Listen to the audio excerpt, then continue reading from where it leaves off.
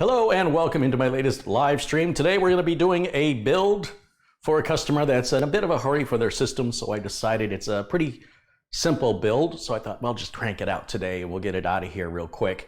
This is a new customer. He's never ordered from me before, but hopefully we'll hear from them again and again and again. His name is Tim. He owns a company called, well, gosh darn it, I thought I had it. The name of the company, I have to refresh my page because I updated all the notes in the video notes with all the parts we're going to use today.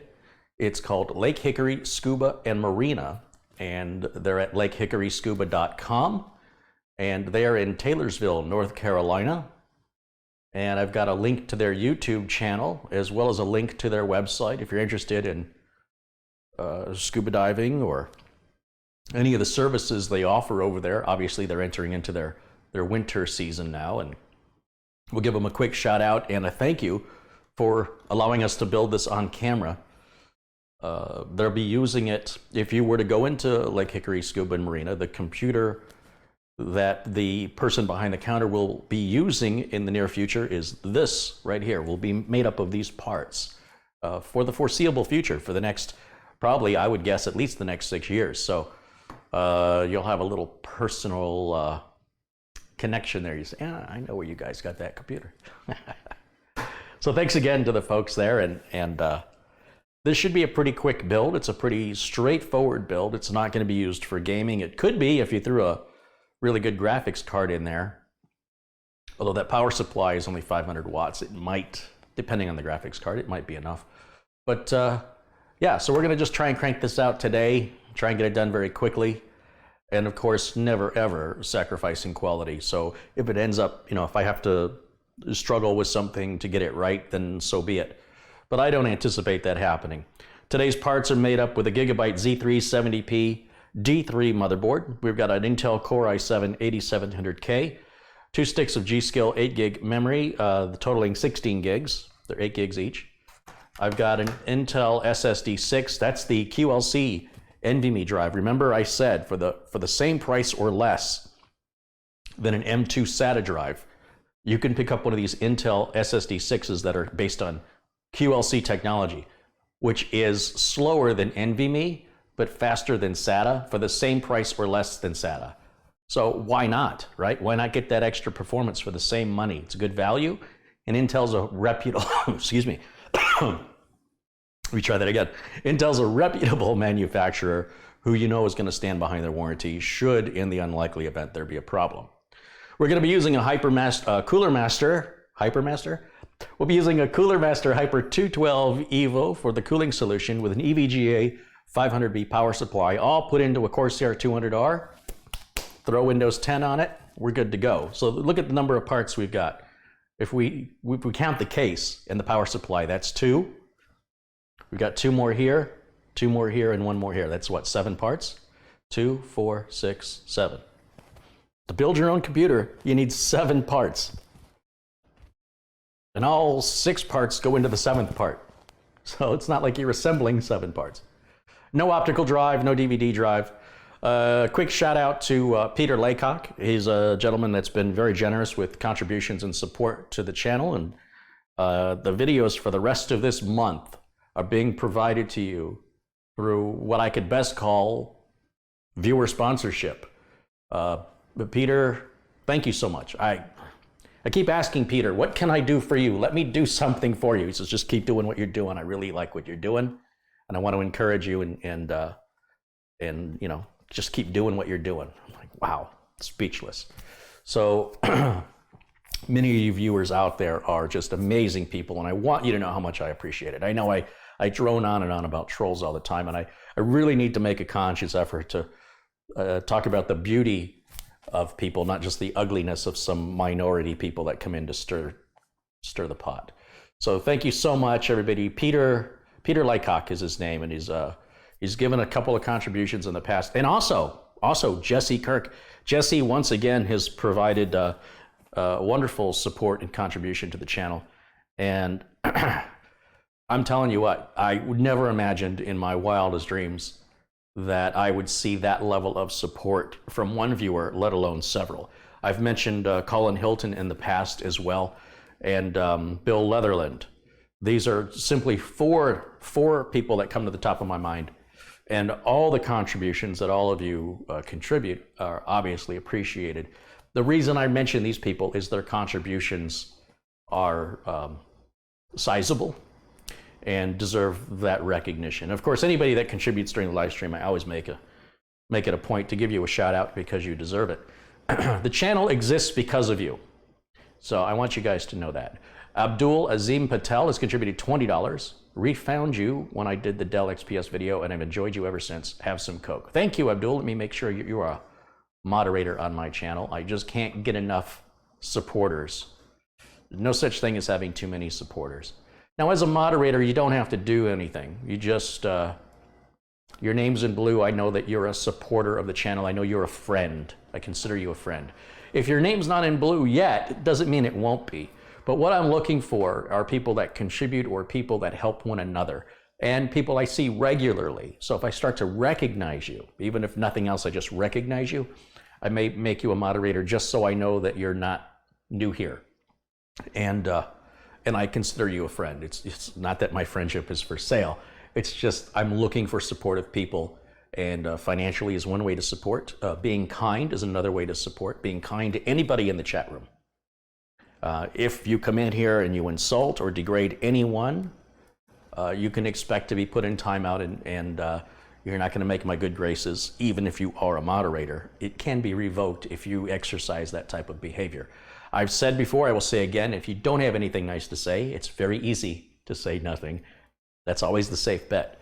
That being said, I want my channel to be a safe place for all of us, not just for me. I'm doing this for you too. We are all friends, we're all like-minded individuals, and we all enjoy computers, so we should all get along. So let's move on with the build. Hello to all of my folks in blue there in the chat and everybody else. Thank you for joining me today on this wonderful Saturday, the 10th of November, 2018. And let's, enough chat, let's get to work. Okay. So here we've got a 500B EVGA, very inexpensive power supply, 3-year warranty, documentation. I'm not gonna throw my documentation today. I'm just gonna set it over here.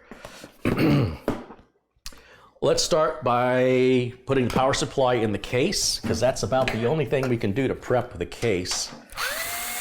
We can put the motherboard I/O shield in there. So let's do those two things right now.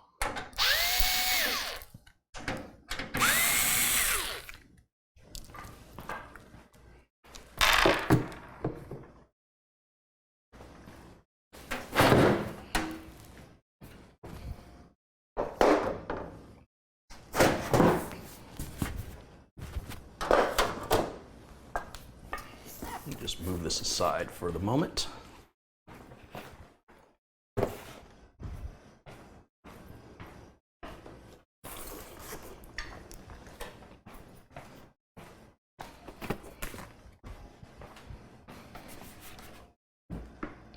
All right, so there's our case. Varujan Kalustian has contributed $1. Thank you, Varujan. I'm not quite sure how to pronounce your name, but I appreciate your support.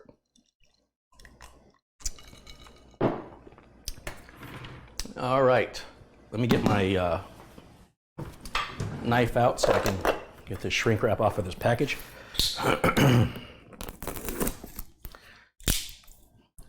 Generally, the way this process works is I advise customers what parts to buy to meet their needs after we have a discussion over what the budget is and what they want the computer to do, and any potential future needs for the computer. I make a parts list, and I go, look, you're welcome to buy these parts anywhere you want to buy them. And I don't make any profit from the sale of the parts. I don't sell parts. I'm not in that business. So and then customers pay for shipping costs of whatever it costs to ship the computer to them. This computer from here to North Carolina is probably around $130 shipping. It's one of the cheapest I can find. That's FedEx ground. And we haven't had any damage to any machines yet, at least no major damage anyway. Did have one little plastic clip break off on one time, but it wasn't anything major. And so they'll reimburse me for the shipping. And that's the only money I make. I don't actually make any money from the build. The customer isn't paying me for labor. What I do, my business model is that I make a video out of it, and the little pennies that the video generates over time are eventually my compensation. And that's the business model. So if you read anything online that I'm ripping people off or something, I'm not making any. How can you rip somebody off if you're not making any money? Russell Reynolds has contributed $5. He says, I love your videos. I've been watching your YouTube videos since 2012. That's awesome, Russell. Thank you. Russell's already a moderator. Red Dragon's contributed $5. Hey, thank you, Red Dragon. And you're already a moderator as well. So these people have been supportive in the past. You'll see that they're supportive again, and that's, wow, that's fantastic. Thank you guys so much. All right, let's get the power supply out of the box here.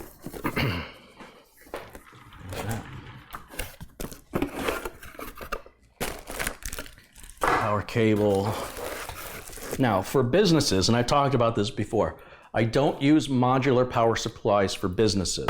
And the reason for that is employees at businesses change over time. And businesses can be a little chaotic at certain times, like retailers can be busy during the holiday season, or like a marina can be busy during the summer months of North Carolina. Imagine when people are going to be more likely to be on vacation with the kids, school's out, scuba diving, going on a boat, renting a boat, fishing. That I think that happens mostly when the weather's warmer, right? And so they may have times, and I'm sure they do, like any business, where things get a little crazy and hectic and busy. And then a couple years go by and they want to change something on the computer, and you go, oh, we're adding an SSD. Where's the power cable? What power cable? What are you talking about? So by having all the power cables connected, we never run into that problem. This sometimes happens with home users. The people best for semi-modular or modular power supplies are individual users who understand what they're getting. Most computer users, they're just getting a computer. And especially when you're in a business, you've got so much inventory and so many other things on your mind. The idea of putting away a box somewhere for a couple of years, just in case you might need it, you'll know where it is. I've never seen that work in any medium or larger size business. Maybe a small business, maybe. So they're fine. There's nothing wrong with a modular or semi-modular power supply. That's just the downside. And being in the business, I can tell you, it's happened enough times that I just don't recommend modular power supplies to businesses ever. There's no case window on here. And we're still going to do a nice cable management job, though nobody's ever going to see it. But we'll never have that problem of, you know, where's the power cables at? Let's get this installed in here, like so.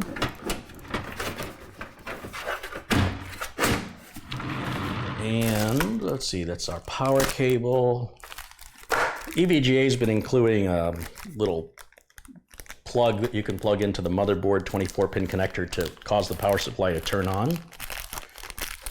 And that's all that is. It's a simple little thing. It's really for diagnostics. I don't know why they give that to an end user. It's something a technician might have in their toolkit.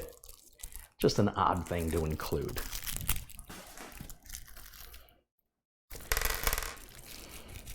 Okay. So I'm taking the screws that came with the power supply, and let's get this power supply secured into position.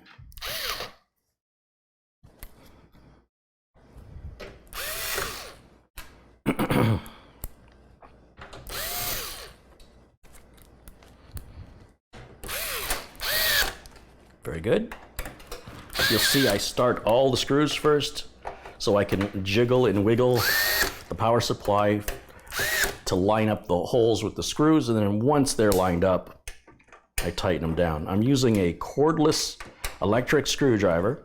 It's a very expensive one, but I do this for a living, and so it makes sense for me to have it. And this is a Panasonic i7-8700k. I've been using it now for 5 years, and it's still sold today. There's no improvement to it. As far as I can tell, it's the best on the market. It's got a clutch up here. I set it to the number 3.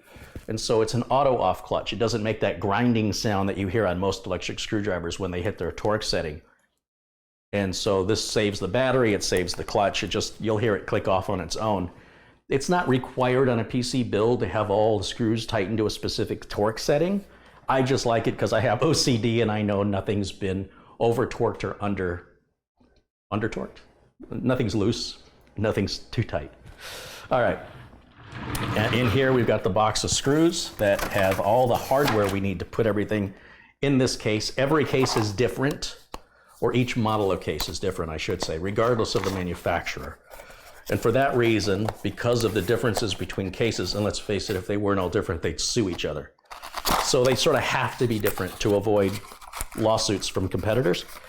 And so for that reason, there's just no generic screws, right? They all don't follow the same rules or use the same threads or can have the same amount of hardware installed in them. That's a decision you make when you buy your case as to, you know, whether or not it's going to meet your needs.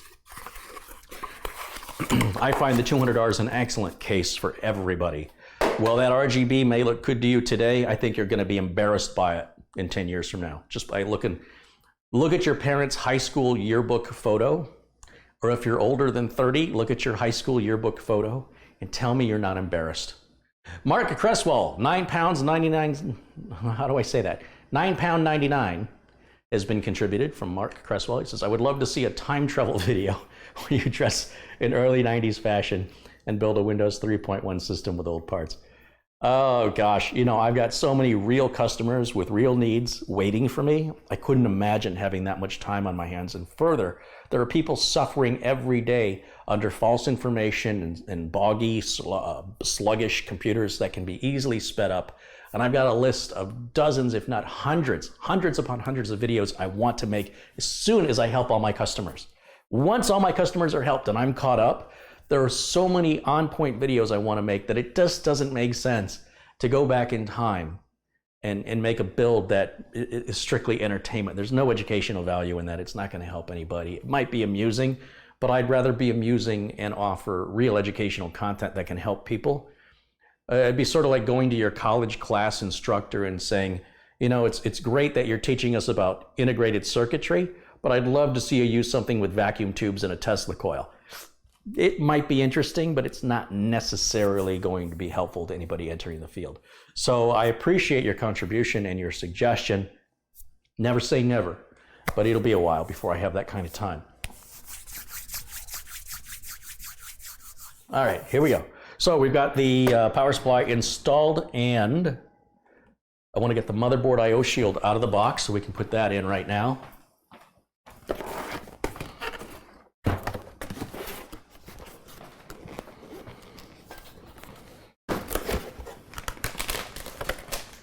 That is right here.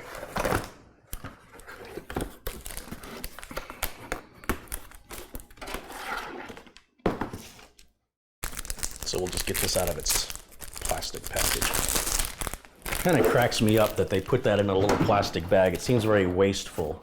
What do they think is going to happen to it if they don't put it in a plastic bag? It doesn't make any sense to me. So we're going to put that in the proper orientation, slide it around the back here. And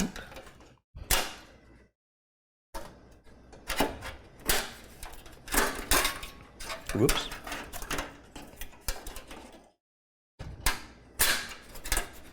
There we go.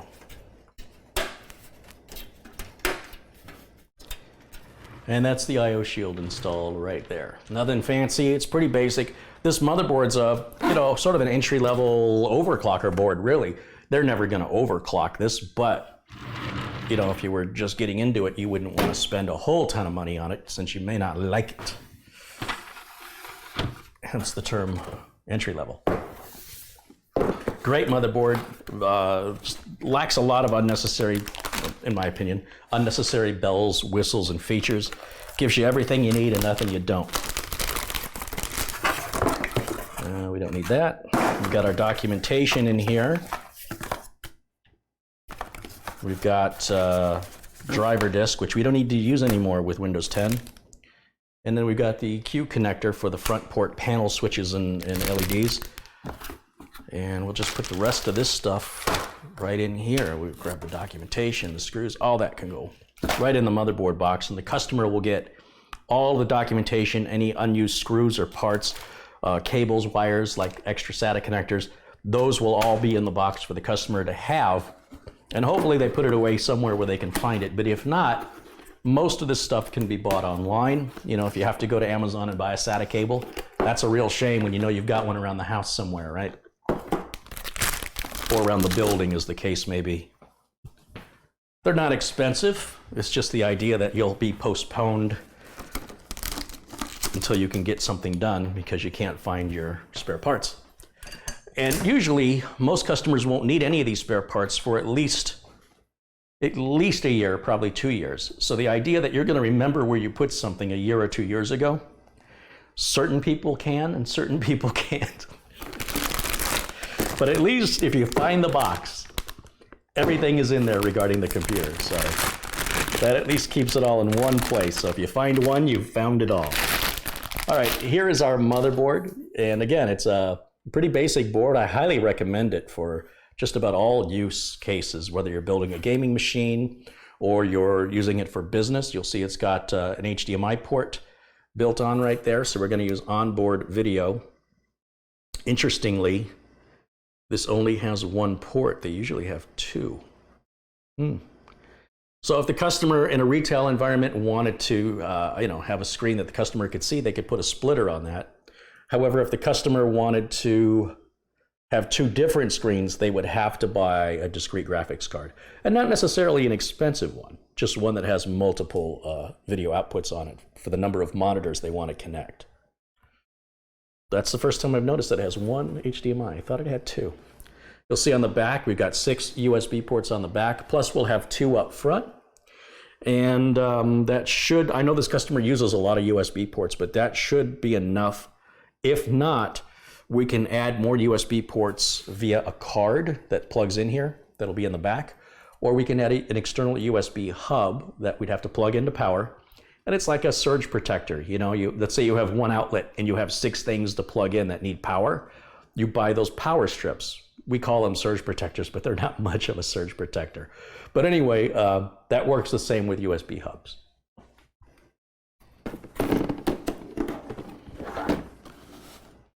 Now I'm going to try and move this camera to give you a better angle. Or actually, you know, maybe I'll just use this other camera right here. Let's just set this camera up. We'll do it this way. I think. No, it's too much hassle. Never mind. It's live, and this is just faster to do this. So we're gonna hang in there. Don't get nauseous. We're gonna get you a close-up of the board so you can see what I'm doing. There it is.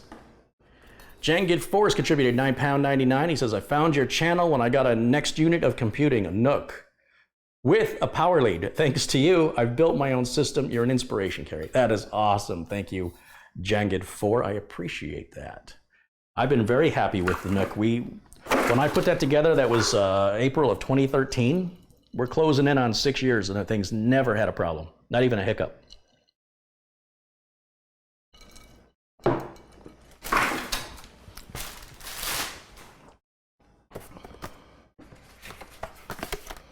All right, so to get the motherboard ready for install, it's easier to work on the board while it's outside of the box, or while it's outside of the case, I mean to say.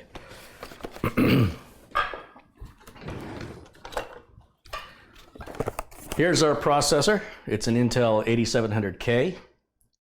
James Vaudry has contributed 10 Canadian dollars. He says, I love your Saturday live builds. It's an excellent prelude to hockey night in Canada. It's a big thing up here. I know, I'm from Detroit. I know how big hockey is. So there is the i7-8700k. Now, even though this is not going to be overclocked, it's already 10% faster than an 8700. So it's already overclocked out of the box. I am convinced that there are overclockers that if you gave them a 10 gigahertz CPU today, they would try to find a way to make it go 10.1.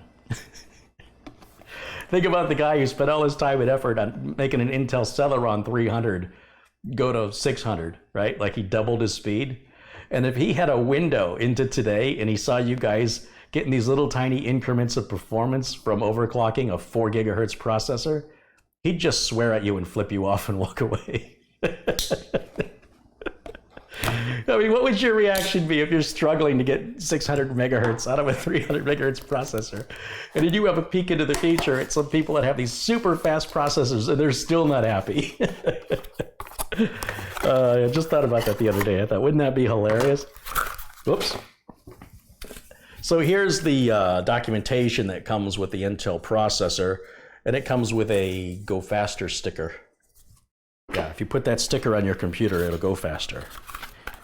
That is not true.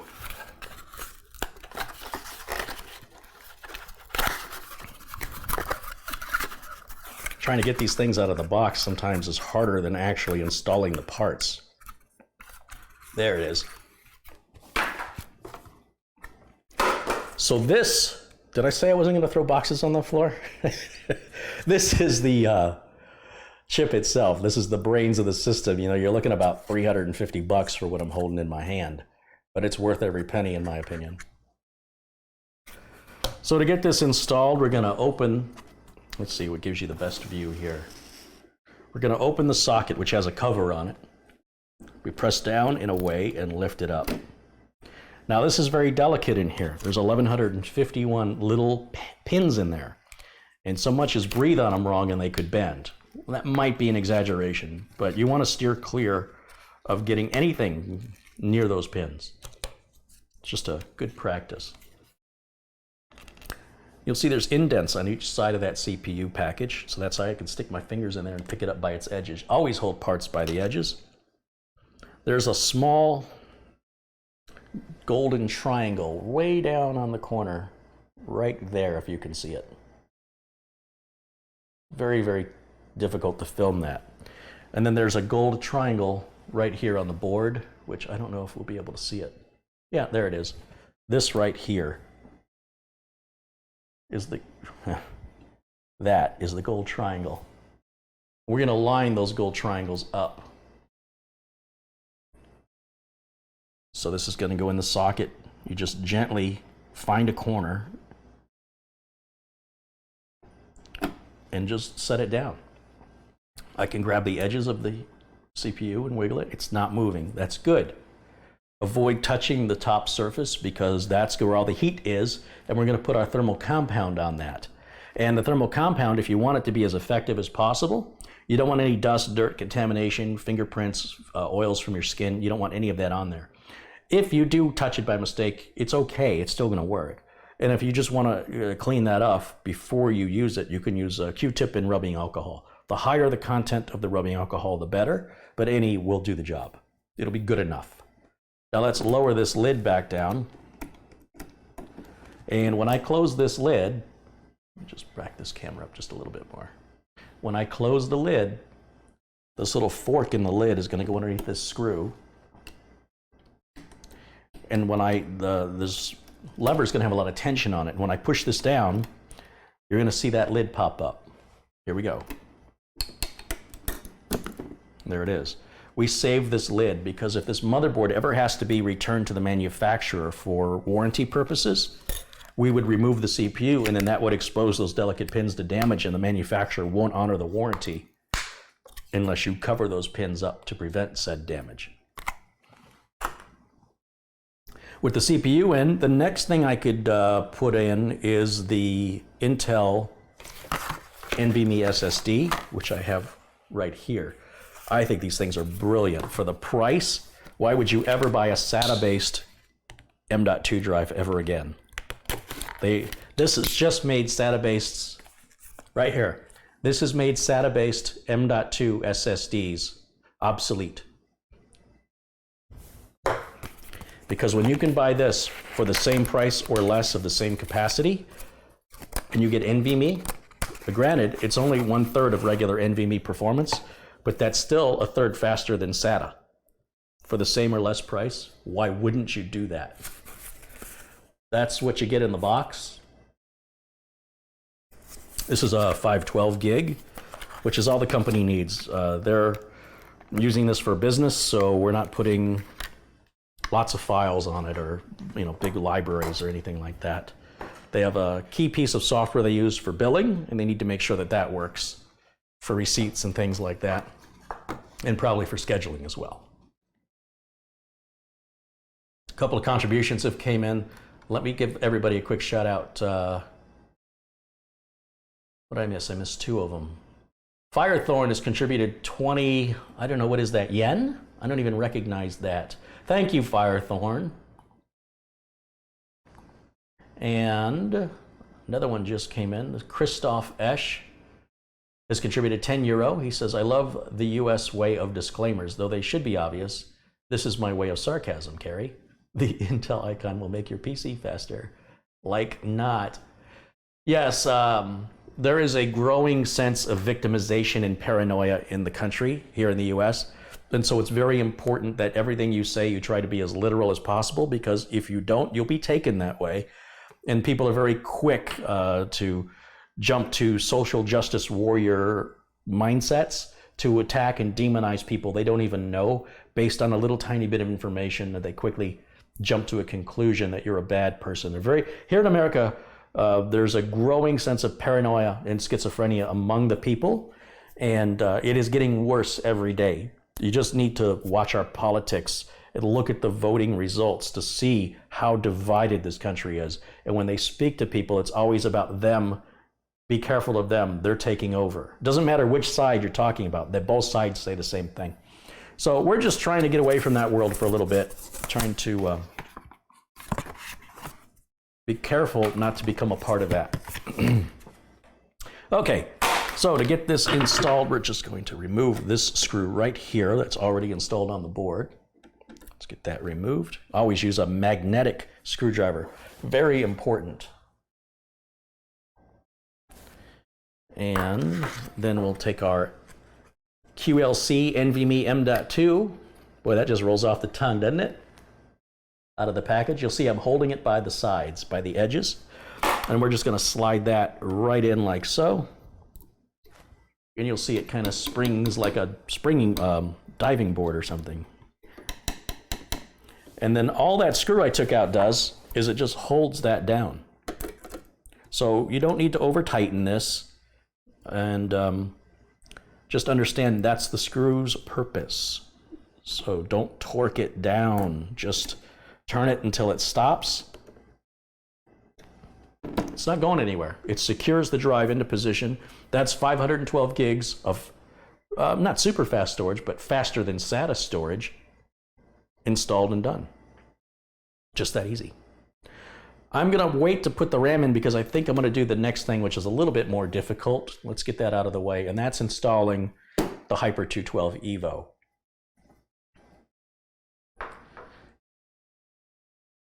Yaz511 says, Carrie got Camtasia A+ certificate. Are you saying you got it? If so, congratulations. Cornbread Man said, Crucial's coming out with a 2 terabyte QLC on February the 19th. That's very specific. Can't wait to see the price on that. I will tell you, in my own experience, whether I run SATA or NVMe, I can't tell the difference. I can just tell you, whenever I read or write anything from my hard drive or my storage drive, it's fast. And the boot up time is, if it's faster with NVMe, I don't notice it. Nor have any of my customers. I have tested some of my business customers when I've replaced or upgraded their machines. I put NVMe drives in their machine and didn't tell them.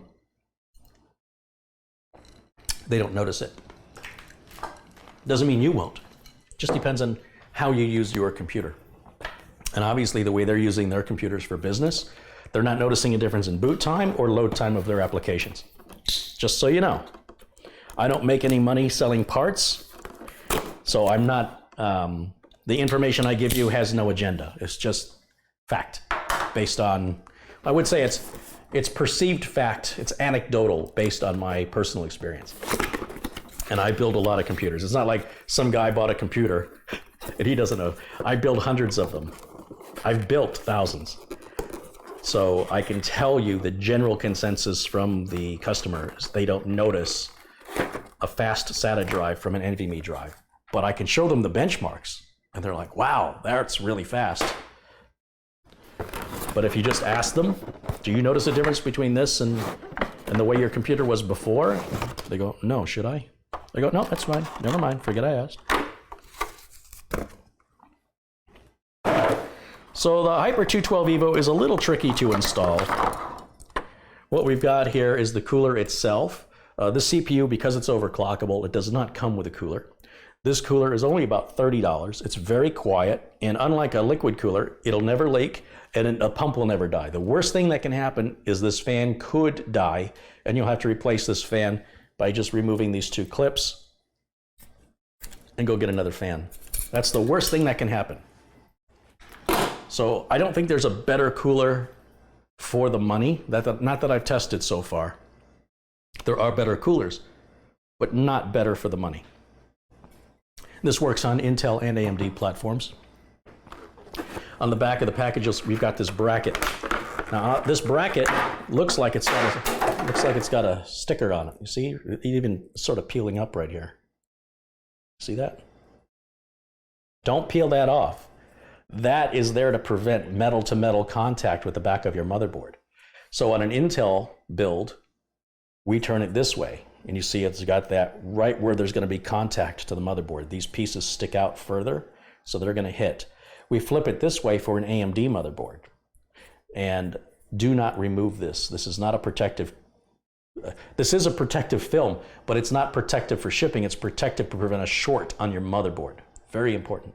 Steve Brouch has contributed $10. He says, happy weekend, Carrie. Thanks for all your great videos. I just ordered parts for a nice gaming rig. Thanks in part to Catherine Anna Hauserman. Catherine is a moderator here in the chat. She likes to put parts lists together for people for free, all just for somebody to say thank you to her. That's all she asks for in return. And she builds parts lists identical to mine. So that's great, Steve. I'm sure you're going to be happy with it. I don't even have to see your parts list. If I know Catherine made it, then you got a good parts list to meet whatever budget you had.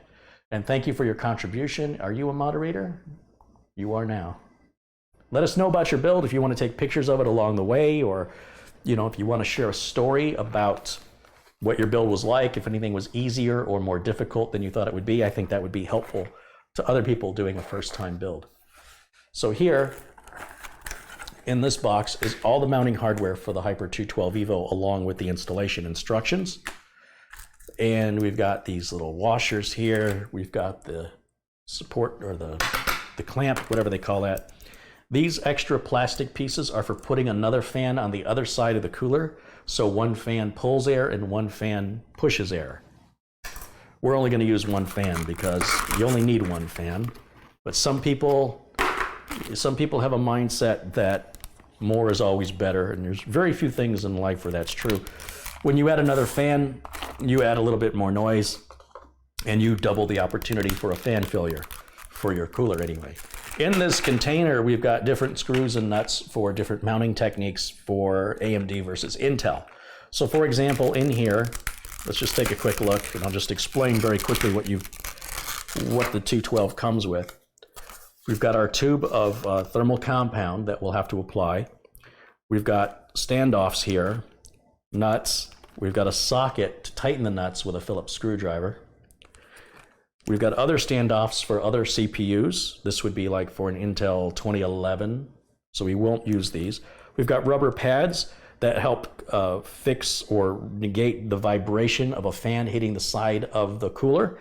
So if we were adding another fan, we would use, not only would we use these on a second fan, but we'd have to use these little screws and these rubber pads. So since we're not adding another fan, we don't use these little screws or these rubber pads or those plastic things. These will stay in the container. Since we're not building a socket 2011, we don't use these standoffs. We're going to use these long standoffs instead. So let's take those out and place them here. We're going to need the nuts to secure those in place. So we'll take those out as well. And we're going to use this little socket to tighten everything down, and we'll get our thermal compound. Everything else is extra. We don't use those for this type of a build. If you're building something different, maybe you will. Something different Corsair started to do is include these little diapers. I don't know what else to call them. And what you're supposed to do is put the diaper on the standoff like that. Not exactly sure why. Maybe it helps prevent it from spinning when you're tightening it down. Doesn't seem to hurt anything. It just adds an extra step to the process that wasn't there last year.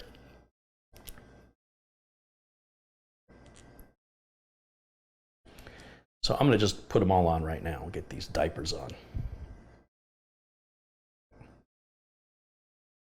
I will say, for a better cooler, I am really digging the coolers by Scythe. Their Mugen 5, which is twice the price of this, installs much easier.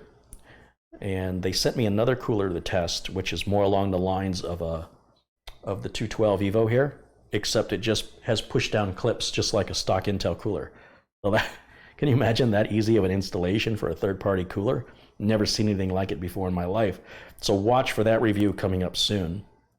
Gamdius sent me another case they want me to look at, and so I'll be looking at that maybe sometime next week, both of those items.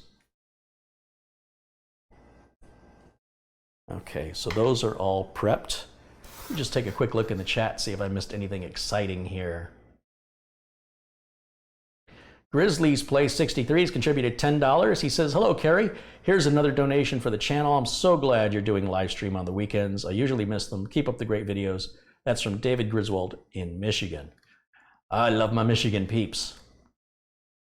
Thank you so much, David. Thank you for your support. And hello to the other 718 of you watching. Welcome into my channel. If you're new here, you're all welcome here. Please behave. Please say something supportive. Say something kind. Ask genuine questions. Don't argue. Don't challenge. And if you decide to do that kind of behavior, expect to be timed out or banned from the channel. This is a happy place, and we don't want your infection. It's very contagious. So please, please be kind to one another. All right, so before we do that, I need to put the back plate on. So the back plate is actually the hardest part of this whole thing. If you look here, this is the back of the CPU socket.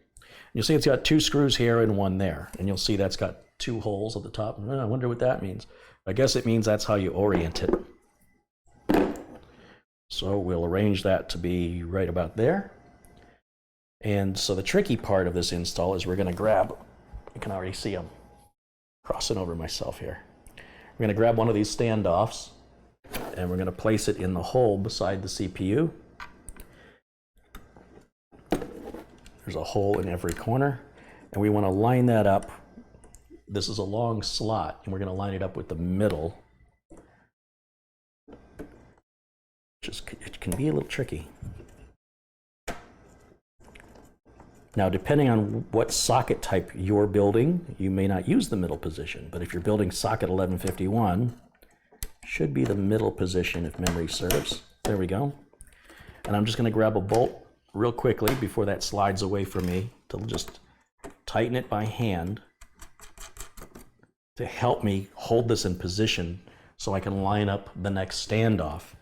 So same thing, I'm going to go to the opposite corner. Once again, that's just going to keep the back plate level and even, making the last two easier to do once we get these first two in. These first two are the worst.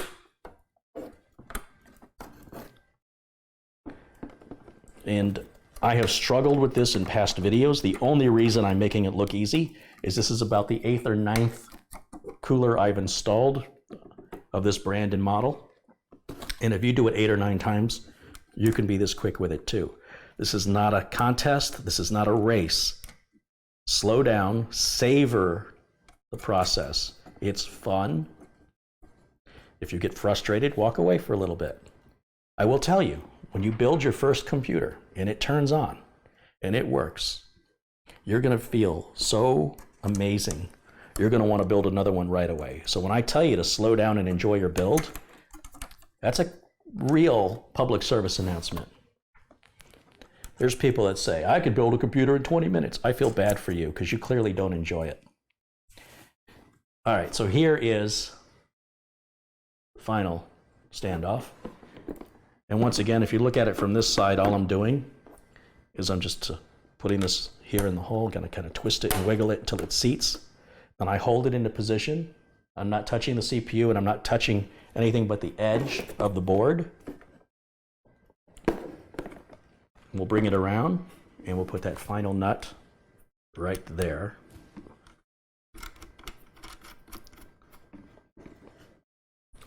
And then using the included socket, we can tighten these nuts down with a Phillips screwdriver rather than a socket wrench. Using a socket wrench would be unwise because you'd have too much torque on it and you'll crush the motherboard. These have to be tight, but you don't want to crush the motherboard. So if you feel like you're hitting some severe resistance on the bolt, stop turning. It's always a good idea to do opposite corners just to ensure you don't have any warpage. You want nice even pressure all the way around the back and the front when we install the cooler. And that's to make sure that the cooler surface is matching the surface of the CPU in a level, unwarped, even cover so that we can transfer as much of that heat using the thermal compound to fill in little microscopic nooks and crannies to optimize the heat process. Now that's the worst part of installing a Hyper 212 Evo. Everything else is easy from that point forward. I've made it look much easier than it is, but only because I've done it so many times. If you watch some of my older videos, you can see me struggle with the same install for over an hour. There's no shame in that. Okay, here we've got the cooler, and now's a good time as any, to go ahead and place our thermal compound. Now there is a lot of debate about thermal compound, and I've been saying it for years and years, decades, that how you apply thermal compound is irrelevant. What thermal compound you use is irrelevant. You can use any thermal compound, you can apply it any way you want to apply it. You will not see any difference in cooling more than 1 degree or 2 degrees Celsius. And if you care about 1 or 2 degrees Celsius, I can't help you. Now what I'm going to do, because I have a process I've been using over the years, and I like to spread or paint the thermal paste onto the CPU. And you can grab a piece of Scotch tape and put it on your finger. I don't use a tool for this. I used to use a screwdriver. I would clean the tip of the screwdriver, a flat blade screwdriver with rubbing alcohol, and I would run it across, and people said I was scratching my CPUs. So I made a video that's nonsense, that doesn't really exist, and that's the whole point of thermal compound, is to fill in little nooks and crannies between the surface of the CPU and the surface or the bottom of the cooler. So I'm just done arguing with idiots. You can, if you don't believe me, and I'm not saying you should believe me until you try it yourself. And once you try different application methods and different thermal compounds and do your own testing, then you will verify what I'm telling you is true. If you're not willing to do that, then please don't argue with me because some other guy made a video that's inaccurate. So here we go. I'm gonna put some thermal compound on there, and I don't want to use too much of it. That's about the amount I use right there. Take a look at that. And I'm going to use the rubber glove here, and I'm going to paint. I'm going to finger paint, and I want to cover the entire surface of that heat spreader so I can't read it anymore. Just like a nice thick coat of paint. That's what I want you to think of it as. And we cover the entire surface because the entire surface gets hot, not just the middle.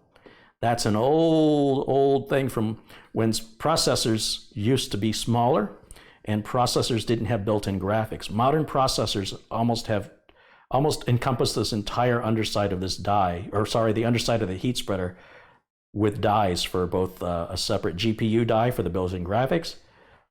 Threadripper is almost the entire, with the exception of the very end edges, has dies underneath it. So if you want the best cooling possible and you just put a little pea-sized drop and you drop the cooler on it, how do you know how much coverage you have? Did you get to the edges? Or if you put too much on, how do you know until you push it on, it oozes out and makes a mess on your motherboard? This is the only way I know I have complete coverage. Some people talk about air bubbles. That's ridiculous. It's one of the dumbest things I've ever heard because the system is not airtight and thermal compound becomes viscous when it heats up. Therefore, bubbles can enter into the system. Air can enter. It's not an airtight system. Air can go in and out. It's absolutely ridiculous. People use a piece of glass and they go, look at the air bubbles, but that glass isn't being pressed onto the pressure standards that's required by Intel. And it also isn't, the system's not being turned on to see that thermal compound become viscous and watch how the air bubbles move. Anyway, it's just ridiculous. Again, if you try these tests yourself, that's the only way you're going to know the truth. Don't take my word for it. And if you're unwilling to try it yourself, then just don't have an opinion. Say you don't know because you haven't tried it. That would be the right thing to do. We've got a piece of tape here that protects this. Remember, we don't want fingerprints or dust or contaminants. So that's why we only remove that when we're ready to install the cooler. And we're going to grab this device here, and this is what's going to secure the cooler down onto the CPU. And what we're going to do, there's a little hole way down in there. I'm not sure if you can see it. And there's a little nub right there, and that nub has to fit in that hole. And so we're going to place this, it's actually got to go this way. And we'll open it up, and we want, if you look at this cooler, we want the little, where this bend is, we want it to be towards the heat pipes, so that if we bring these together, they're closer to each other rather than facing opposite, which is what would happen if we did it this way, right? See how the ends are going away from each other, and these ends are going towards each other. This is the proper orientation. If you put it on wrong, you're going to struggle a long time trying to get it to seat because it won't seat properly. You'll get one screw installed and you'll have difficulty lining up any of the other screws.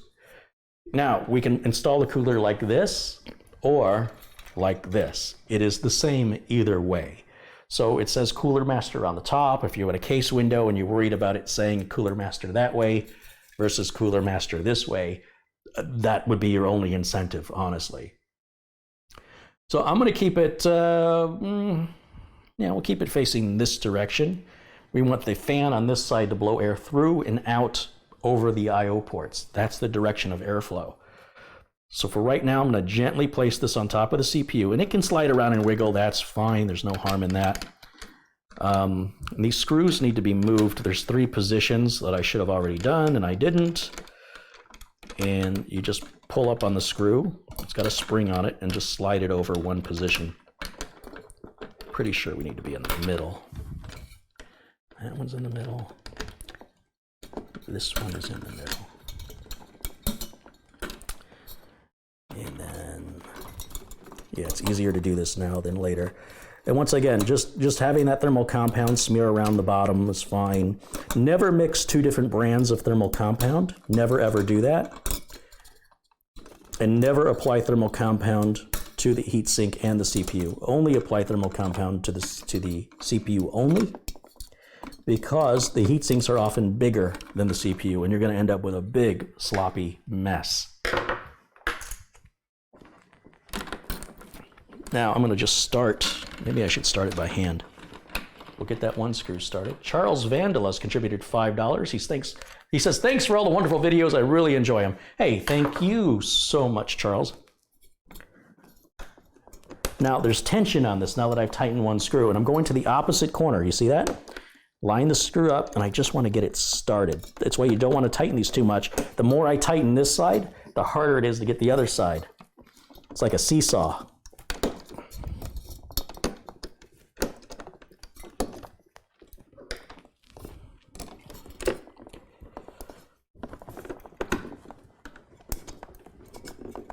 There, got it started. Now this one needs to be moved over, like so, and let's check the other one now. We're really twisted here. Something isn't seating right. So what's happened right now, you see how it's kind of cattywampus there, and that's happening because there's a little nub that sticks up, and it locks this retention lever or retention down into positions to prevent the CPU from sliding around, or the heatsink from sliding around. And so what I need to do is I need to undo this and fix that now, because it's too seated in there for me to fix after the fact. So we're going to start with a different corner. Make sure everything is straight. Now I'm going to start with this corner instead, so I can keep an eye. There, I just felt it seat in. Now I'm going to do this corner over here. And again, this is going to have more pressure on it. This one will be a little bit more difficult to seat. Oop, almost had it.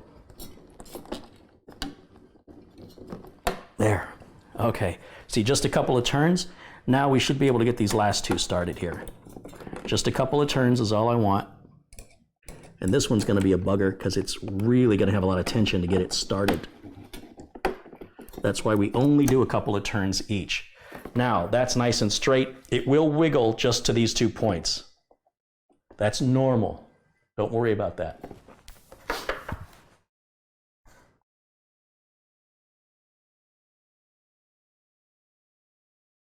Let's make sure Charles is a moderator in the chat. There we go. Okay, now we have all the 4 screws started. We pick a corner and we'll try and tighten it all down evenly. So I'll go 1, 2, 3, 4, 5, 6. Go to the opposite corner. 1, 2, 3, 4, 5, 6. Pick another corner. 1, 2, 3, 4, 5, 6. Pick another corner. 1, 2, 3, 4, 5, 6. Now I'm just using 6 off the top of my head. You don't want to do too many turns, or you can create a warpage and you don't have full contact across the bottom, and you'll never know. You're just going to have unexplainably high temps on your CPU. We're going to come back where we started. 1, 2, 3, 4, 5, 6. Opposite. 2, 3, 4, 5, 6. Another corner. 2, 3, 4, 5, 6. Another corner. 1, 2, 3, 4, 5, 6. Back again. 1, 2, 3, 4, 5, 6. 1, 2, 3, 4, 5, 6. 1, 2, 3. Oh, that one's already tight. 1, 2, 3, 4, 5, 6. We'll come back around. 1, 2, 3, 4, 5. 1, 2, 3. 1, 2. And then back here, and then we're going to do one final round. 1, 1, 1, and 1. That's it. Finally, we can put the fan on. So here I've got the fan. As I mentioned, the part that spins here, this is what's sucking air in, and where you see the frame supports, that's the sign that the air is coming out of. Well, some fans may have arrows to indicate the direction of the airflow and the rotation of the fan. This one does. I'm just having trouble getting it to focus on the camera. It's very dark. You can kind of see the arrows right there. So I'm going to place this with the cable as close to where it's going to plug into the motherboard. So that's going to go on like that. In fact, I can plug that cable on right now.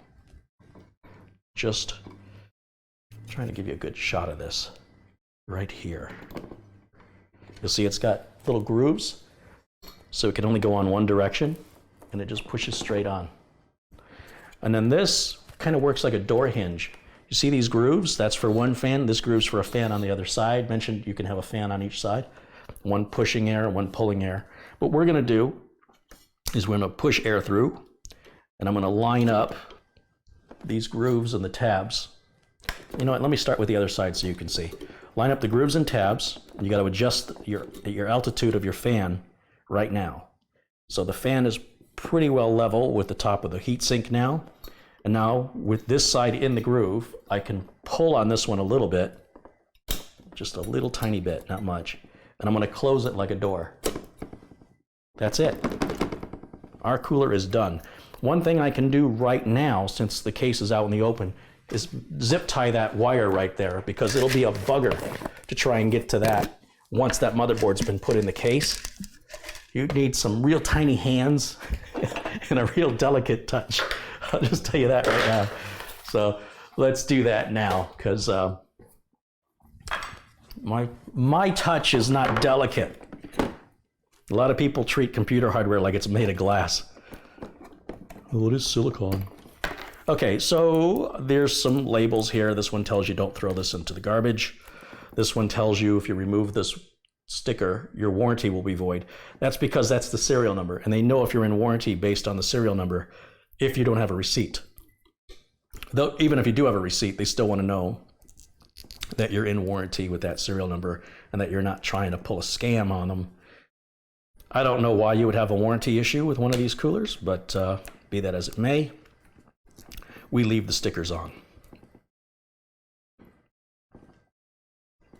Once again, the case has no case window. Nobody's going to see in there.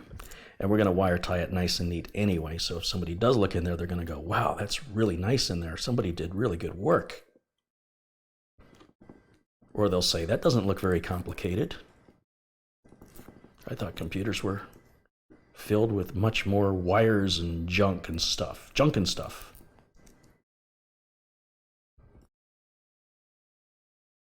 All right, and these stickers are, so what I do is I roll the stickers up just to make it look cleaner.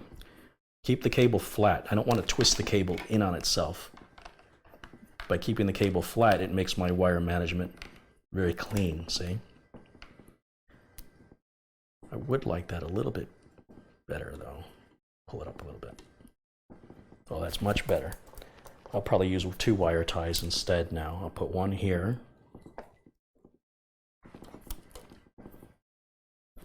Like this, if I can get it through. There it is. And I'm going to go grab another one and we'll put one right there. Remember, they don't know how far away you're running your cables, so they give you ample cable for many different motherboards and CPU types. If you buy a very specific cooler, like the one I mentioned from Scythe that has the push-down tabs, it only works with certain Intel sockets, and you got to pay very careful attention to that when you're buying your parts. With a cooler like this, it pretty much works with any modern CPU you can buy, so a little less research you have to do. So with the pigtails cut off on those zip ties, I can now plug this in right back where it was. Huh? It's looking good, right? Now we've got our RAM. RAM is super easy to install. We're going to install in sockets 1 and 2 first, which will be these gray slots. It's actually etched on the board, and we can also look in the motherboard manual. And some motherboards doesn't matter. You need to install your RAM in 2 sockets, skipping one in between them. That's on any modern system. That being said, if you only have 1 RAM module, or you've got 3, you should consult your motherboard manual to determine what is the most optimal slot that the manufacturer suggests. In general, and especially with Gigabyte boards, we use sockets 1 and 2 first. This is socket 1 and this is socket 2, even though they're separated by a socket, because that's socket 3 and 4 right there. I believe that's what it says. I better go get my glasses so I make sure I'm not lying to you. Let's take a real quick look here. Now, you can look for me. If you look just right here, it says DDR4-4, DDR4-2, -3, and -1. That tells you this is socket 4, socket 2, socket 3, socket 1. 1 and 2, or 3 or 4. Those are you should use them in pairs. So in this case, we're using the gray slockets. The gray slots, the gray sockets, the gray slockets. That's a new Careyism. All right, so I'm just opening all these retention levers up. Some motherboards, this side doesn't open. On some motherboards, this side stays closed. They do that because if your graphics card sits too closely to the RAM, then you would hit your graphics card. It would get in the way. Since that's not a problem with this model of board, these open. But just be aware they don't open on all motherboards.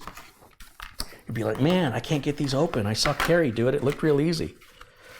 Look, we have another Go Faster sticker. We'll be sure the customer gets that so the machine runs as fast as possible.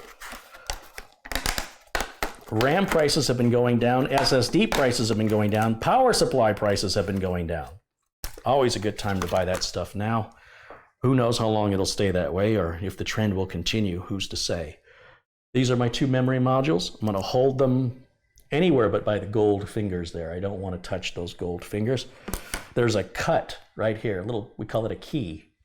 And there's a little groove, or a notch, I should say, in the socket itself. So the memory module can only go in one direction. It will not allow you to seat it unless that notch lines up with that slot. Once we've got it lined up in the socket correctly, I use my thumbs, I push down one corner and then the other corner, and you will hear it click and you'll see the retention lever close. Watch and listen.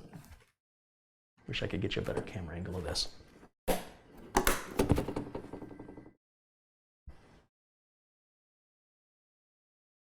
We're going to do the same thing with the other memory module. I always start with the one furthest away so that obviously if I went to install one behind this, you couldn't see it. It's just thoughtful for anybody filming a build to show the module that goes in away from the camera first. We're going to line up this one the same way. Push down one side, other side. Doesn't matter which side you start with. And we'll close these other levers because we're done with them. And that preps the board. It's ready now to be installed into the case. There's nothing more to it than that. That has our storage, our RAM, our CPU, our cooler. Once we give it power, we load an operating system and load some drivers, and we are done with the build. That's how fast this is. You think you can do it? I know you can do it. Let me move the camera back because we don't need any more extreme unnecessary close-ups like that anymore.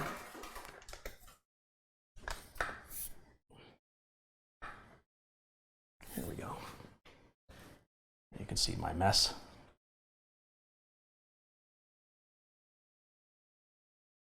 Here we are. Welcome back. Hi again. It's me. It's my face. Sorry you had to see my face. Now the little socket I'm going to put back in here since it's got a little, my OCD likes these little holes and everything designed for each little thing. It makes me all warm and fuzzy inside that everything has its own place. All right. Instructions, all this will go, well, we don't need that, but all this will go in the motherboard box.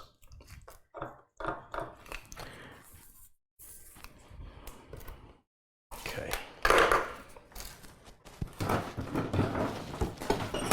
Whew, thirsty. That's the box our RAM came in. I guess I better leave these glasses out. I might need them. Where did I put my Coke? Oh, here it is. All right. Any questions so far?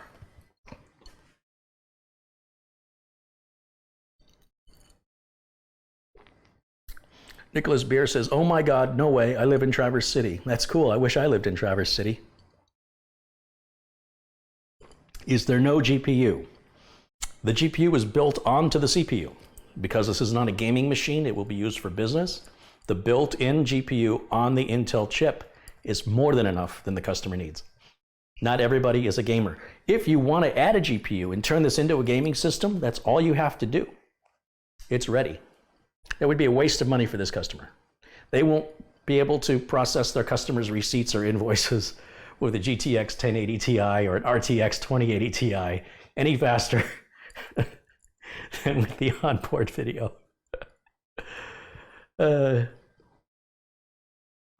you put thermal paste on Doritos chips? You can, but you shouldn't. And if you ate it, you'd probably not feel very good. So it's not recommended and probably one of the dumbest things you could do. But, you know, thank you for the question, I guess. I'm so glad you guys take this seriously. Did you send the Australian PC? Not yet. Does the case have a PWM fan hub? Absolutely not. This is not a gamer case. Kevin says, Carrie, looks like some mods are being nasty to people. Tell me who. Tell me who's being nasty. I don't accept that from my mods. Mods, I want you to listen very carefully to me. People are allowed to ask even silly questions. It's fine. I don't want you punishing people for that. Remember, it's always safer to do nothing than to be heavy-handed. You will cost me viewers. People will leave because of your over-aggressiveness. So if you're really a true fan and you want to stay a moderator, stop that behavior. I do not condone it. Everybody's allowed to ask questions. Everybody's allowed to be silly. If somebody is rude, if somebody is being challenging, then you can put them in a timeout. But I want you to think real carefully before you do that. I don't want it to be, it's on the line. If it's on the line, play it safe, leave it alone. If it's clearly over the line, only then should you be doing anything. As a mod, you don't have to do anything at all. I'm really not worried about people asking questions. That doesn't bother me. I'm worried about people being disruptive. Thank you.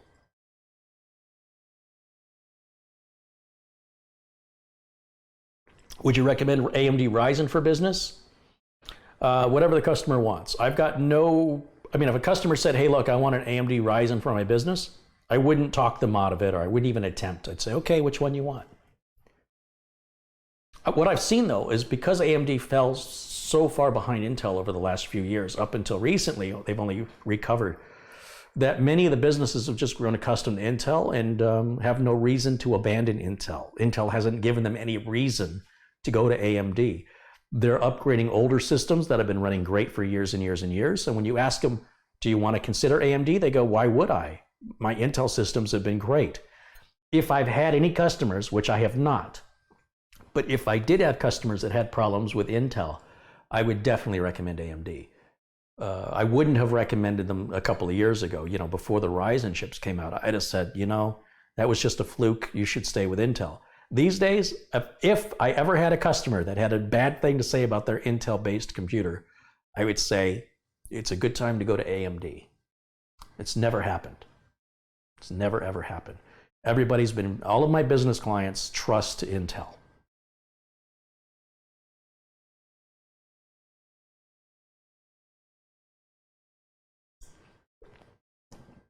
Gary, do you follow any PC tech YouTuber? I try to follow, I just don't have a lot of time, but I like Gamers Nexus and I like Brytech. Those are the two channels I watch the most. And apart from that, I like watching Joe Rogan, and there's a blog called Eva in the City. And since I don't have the money or the time to travel outside the US, and she lives in England and she likes to go shopping, I like how she films the city and the streets of Belgium or London or Paris. It feels like I'm there. It doesn't feel touristy. It feels real and authentic and genuine. And I think, well, I don't have to go now. I mean, I like seeing the store signs. I like seeing the food. I like seeing the prices. I like seeing the cobblestone streets and the people and the way they're dressed and the way people treat each other and the signage. And she does an excellent job. And it's something my wife enjoys because she does a lot of fashion and perfume shopping, which I could care less about. But I'm fascinated with the environments that she's in and how she films it, which is very amateurish, very real, very genuine. My attraction, I'm tired of all the fakeness in the world. I'm tired of all these polished and edited videos showing perfection.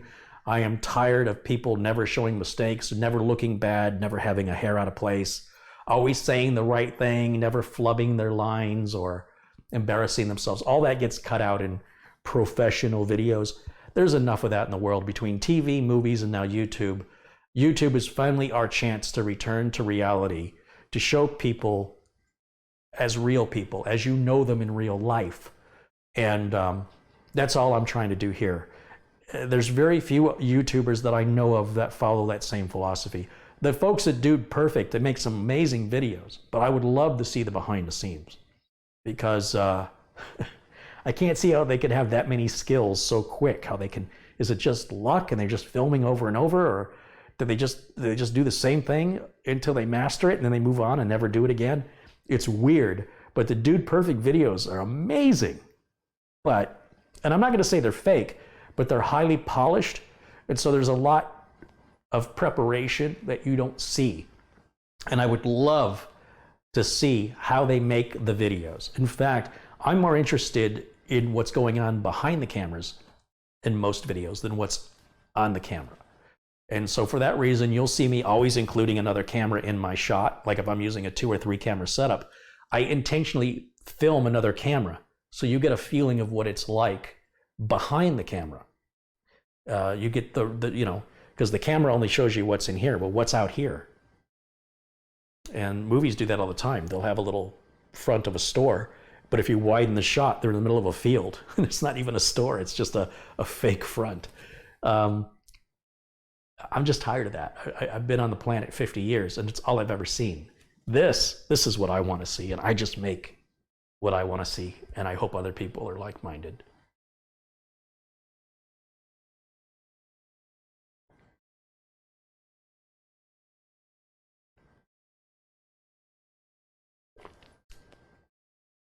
Glarbelston Ford says, I've never had issues with either AMD or Intel CPUs. I've had some coil whine issues with PSUs though.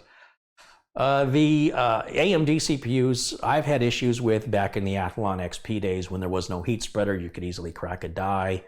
But that being said, I sold a ton of those AMD Athlon processors because they were beating Intel. Then Intel came out with the Core Duo, eventually the Core 2 Duo, and then changed the name to Core i3, Core i5, Core i7. And AMD just fell behind for, I don't know, what was it, 10 years? It was forever.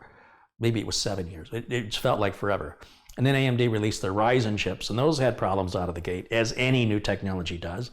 And within the first 6 to 12 months, they resolved all the memory incompatibilities. They still have issues with proper multi-core usage. Their single-core performance was always bad. And now with Ryzen 2, they've really stepped up with their game. Much, much better. So, in the meantime, Intel was cooking along, no issues. So it's great to support the competitors. Encourage it. I have nothing against AMD. I want to see them succeed. The last thing we want is a monopoly with one CPU manufacturer deciding how fast we can go and how much they're going to charge us. We want AMD to stay in business. Same with NVIDIA and AMD competing with them. We want to see them competing, and we want to see Intel join that GPU market as well. Let's put some fire into these guys and incentivize them to make faster processors, minimize their die technology. I think they're down to 7 nanometers now, and improve performance and be more aggressive on pricing. The only reason NVIDIA is getting away with this outrageous pricing on the RTX series is because they can. So we really are, the only thing that's going to push NVIDIA to lower those prices is AMD, and pretty soon Intel. So in the meantime, NVIDIA is taking advantage of that. And that's another reason why I suggest you hold off buying a graphics card for now. Geo Salmons contributed $5. He says, I received a Cronus Trimage 2018 software today. 2018 and not 2019? You bought last year's version? Either way, it's a good product. I'm sure you'll be happy with it. Use a 360 camera? I would love to use a 360 camera. I would love to write some software that anytime my viewer moves the camera where I'm no longer on the frame, that I play a little software loop that goes, oh, I see you're not paying attention. I'll wait until the user comes back or the viewer comes back around to putting me back in frame, and then I continue, just like a teacher would do. That would be so awesome. You could look around the room, you could look up at the ceiling, and I'd be like, you know what? If you're not paying attention, I'll just wait. That would be a cool video. I'm sure it's going to happen. We're not there yet.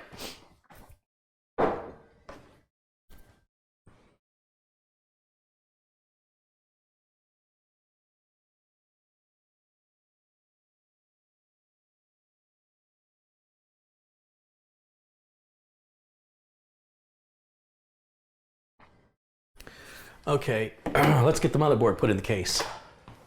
So to do this, you guys aren't going to be able to see much because I have to lay the case down and work with gravity, but I can at least turn it this way so you can see the I/O ports going through the I/O shield, because that's the critical thing you want to make sure when you're putting your motherboard in, that these ports here, are going to line up with these holes here. So I'm going to grab the motherboard by the heatsink. It's a very safe place to pick it up. No worry of electrostatic discharge like that. And this 200R already has all of our standoffs in the right place. You always want to double check that. It's a very simple mistake people make. If you have a standoff where there's no mounting hole on the board, then the board will ground out, and electricity doesn't like that. I'm going to grab a little plastic standoff because these Gigabyte boards, they have an extra mounting hole that the case doesn't support. You don't have to use it.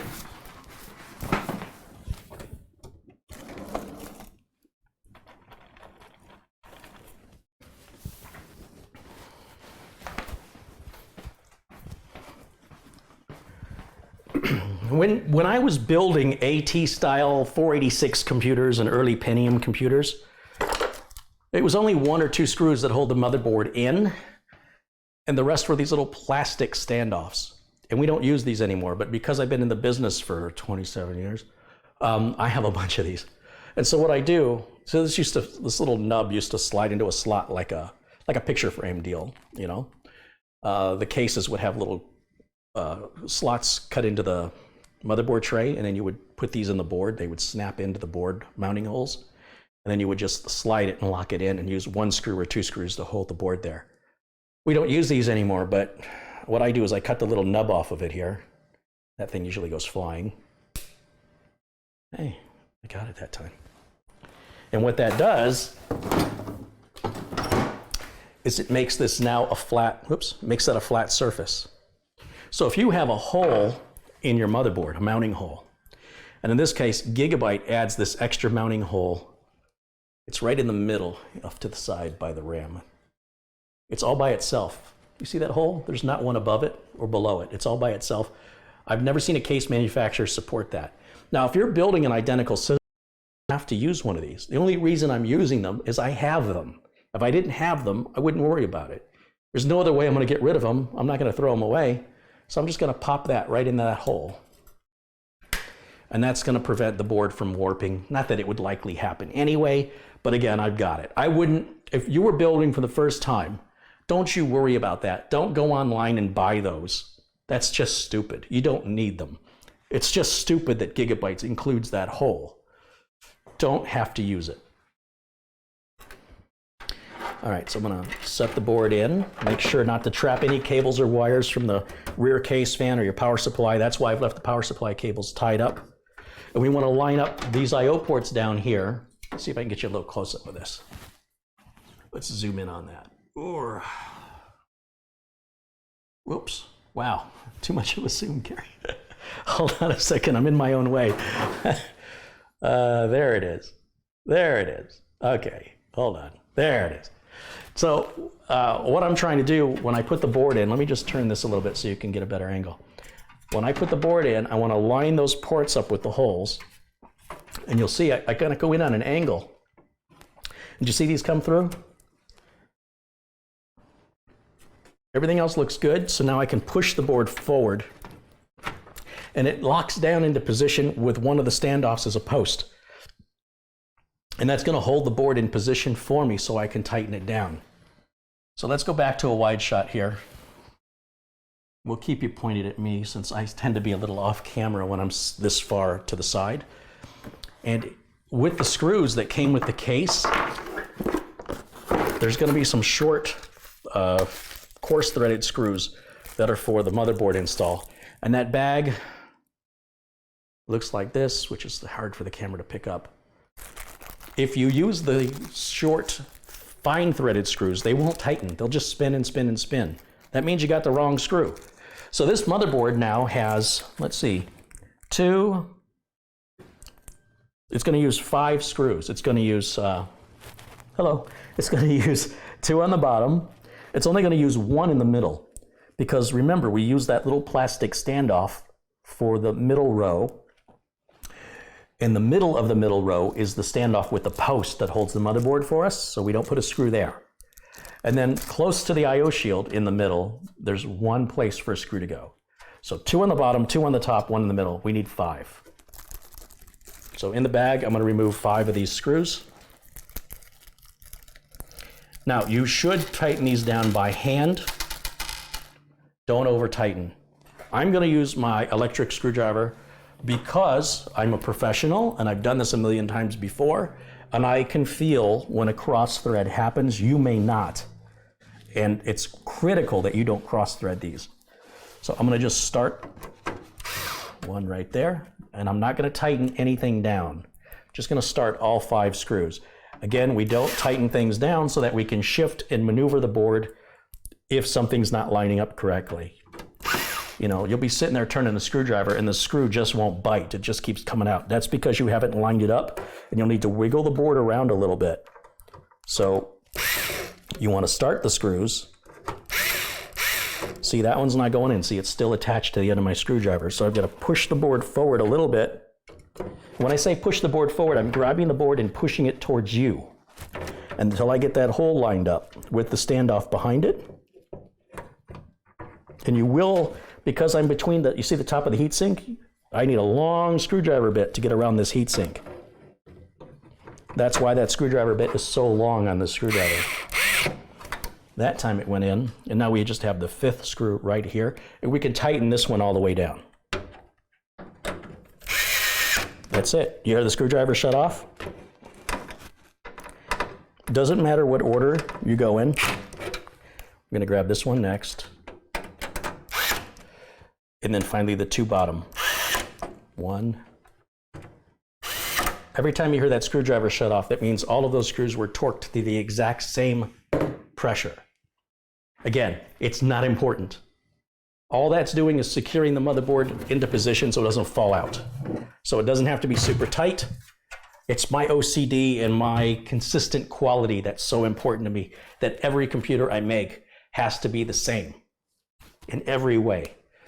That's the only way I can assure quality, and I can guarantee my customer's going to have a satisfactory experience and a good purchase. Setting those customers' expectations is my job, and meeting or exceeding those expectations that I set is my job. The only time you ever have an unhappy customer is if you screwed up one of those two things. Or you've got a scam artist as a customer, but that's very rare, thankfully. Okay. Let's back this off a little bit. There we go. All right, all of this stuff back in the motherboard box. Whoops. Get in there. And even these screws can go in there too. I'm going to put away the knife and wire cutters for now. And then these are the rest of the coarse threaded screws. Now these, whoops, I just knocked my panel over.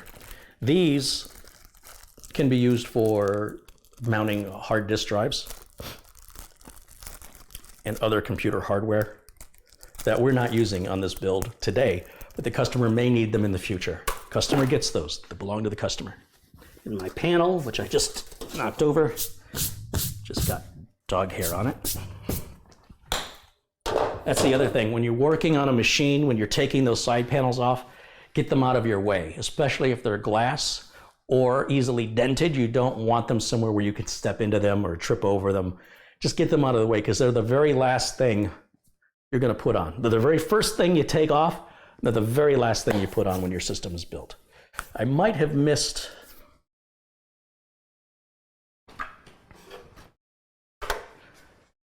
some contributions, so let me just take a minute to look through here and see what I've missed. Ben Fitzpatrick has contributed $2. He says, love the build, Carrie. This one rocks, man. Hey, thanks, Ben. I don't expect that because it's not a gaming machine, and it tends that my audience is, you know, high on gaming machines. But again, the difference between a gaming machine and not is generally a graphics card. John Tuvey has contributed £5. Hi, John. Thank you for doing that. I see already a moderator. And I caught everybody else. Oh, a lot of contributions coming in today. Thank you, guys. This is viewer-supported video, so thank you so much. Can I use a soft paintbrush to clean a GPU PCB? They do have some brushes you can use. The problem is some brushes may conduct static, and really there's no reason to clean it that thoroughly.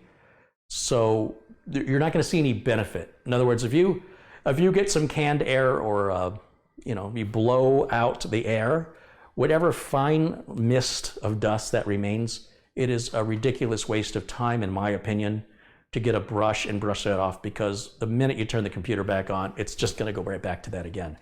If you had a 10,000-foot mansion and you hired somebody to clean it, and let's say the place was a mess, there were bottles and garbage, and they cleaned up all the bottles and garbage, would you wipe your finger across anything and go, oh, you missed a spot?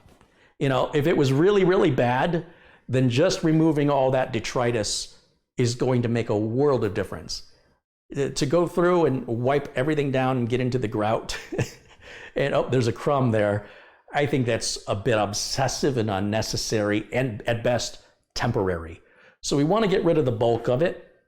And at the end of the day, whether or not you use a paintbrush or something to scoot away those little particles won't make any difference in the performance or the heat that the computer generates, but it does potentially damage your component. So I don't know why that would be worth the risk when there's really no reward for it. So my advice is, while it is possible, you shouldn't do it. That's just a little too over the top and unnecessary. Patrick Grusaw says, I'm thinking about using the same parts in this build for my own build. Well, hang in there for a minute, Patrick, because we're going to get Windows 10 installed. I got an itchy eye.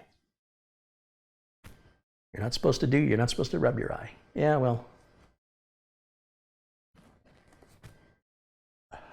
Feels better now. Okay, so Patrick, wait till we get Windows 10 installed and we'll see how quiet it is. If it's quiet, it's going to be quiet. We'll see if it boots fast. It's going to boot fast. But at least then you'll know what to expect if you buy the same build. I know it's going to be great. But regardless, let your eyes guide your experience and expectations, or let my experience guide your expectations, I guess is what I mean to say. Reviewing playing in more RPM has contributed 10 Canadian dollars. He says, amazing info as always. Once again, thank you guys so much for your contributions and your support. It just means the world to me. It would not be possible for me to do a video every day without these contributions coming in. So thank you. I have MS Office 2010. Does it have an end of life? All you have to do is go to Google. We'll do it right now. We're going to type in EOL Office 2010. Guess what EOL stands for? And the first link that comes up on Google, it says for Office 2010, the support lifecycle is 10 years. The end of this lifecycle is known as the product's end of support. When Office 2010 reaches its end of support on October 13th of 2020, Microsoft will no longer provide technical support for issues, nor will they provide updates for security issues or exploits. So you're good until October 13th of 2010 if you're running Office 2010. And if you have any questions about the end of life for any product, just type it into Google along with the name of the product, and typically the very first thing you see is the answer that you were seeking. Damian Galan has contributed $5. Can you go further back to review my previous donation? I just want some input. Chat has been great help, though. Keep up the good work. Did I miss that, Damian? First of all, let's make you a moderator. And if I missed something, I apologize. Rami Hermes has contributed $5 says, keep up the good work. Oh, you guys are so nice to me. Thank you. Make you a moderator too, Rami. Darren Cluth contributed $2. Darren, you're a moderator as well. And let me scroll up in the chat and see what I've missed from, geez, I've already forgotten who it was. Damien. I put in my crucial SSD from watching you, thanks. No, that's Darren. Darren Kloof and Damien Galan, I see. So Damien's the one that contributed $2. Very cool, Damien. I don't necessarily recommend the crucial SSDs for the sake of reliability, but make sure you have backups at all times, regardless of reliability concerns. Everything fails. You don't see me build with crucials because I don't like them. They are recommended. I think Maximum PC recommends them. I recommend SanDisk, Samsung, or ADATA, or Intel. I like those 4 brands. And that's not to say other brands aren't good. I've been using a lot of the, not a lot, I've got a couple of Team SSDs. So far, so good, but they're not under heavy usage. And I'm not selling them to any customers. They're just my own use. If I feel confident over a period of about 10 to 14 months that they're working well, then I'll recommend them to my clients. I use myself as a guinea pig. Most of the crucials are going to be fine. Always back up your data, always, just in case. The performance among all the SSDs is about the same. It's really a question of what their support's going to be like if there's a warranty issue. Okay, so let me go back to, when did I start? I was looking for Damien's question. Damien, can you just ask me again? Because I can't find, and I'm getting pulled in lots of different directions. If you can just retype what your question is, I'd be happy to give you my opinion. I'm still looking for you in the meantime, and I don't see anything.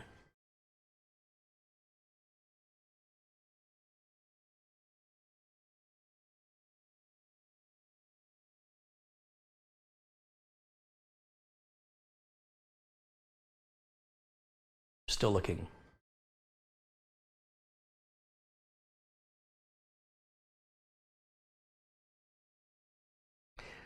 This is why my mods need to let people ask questions repeatedly.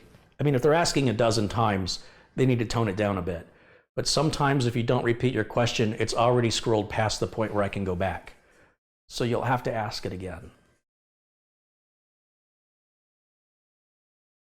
We have 813 people watching, so I want you to keep that in mind. I may not see what you write, not because I have anything against you, I'm just not seeing it. Carrie, would a Gigabyte X470 fit in that case? Any ATX, micro ATX, or mini ITX motherboard will fit in the Corsair 200R. So if it's an ATX motherboard, yes. If it's an eATX motherboard, then no. Or I should say maybe, depending on where they put the SATA ports. But any ATX, micro ATX, or mini ITX motherboard will fit in a Corsair 200R. Grizzlies Plays 63 contributed $10. Me again. He says, I would like to be blue. I didn't make you blue, Grizzlies. My apologies. You should have been blue. You're blue now. Welcome to my personal blue man group. Zoom says, back up or shut up. Should be on a shirt. We're working on that. I got my sister doing some administrative, all the background tasks she's doing. Christopher Turner says, hello from North Carolina. This build is going to North Carolina. As I mentioned, this build is for a company called, hold on, let me get the data. This is going to Lake Hickory Scuba, located in Taylorsville, North Carolina.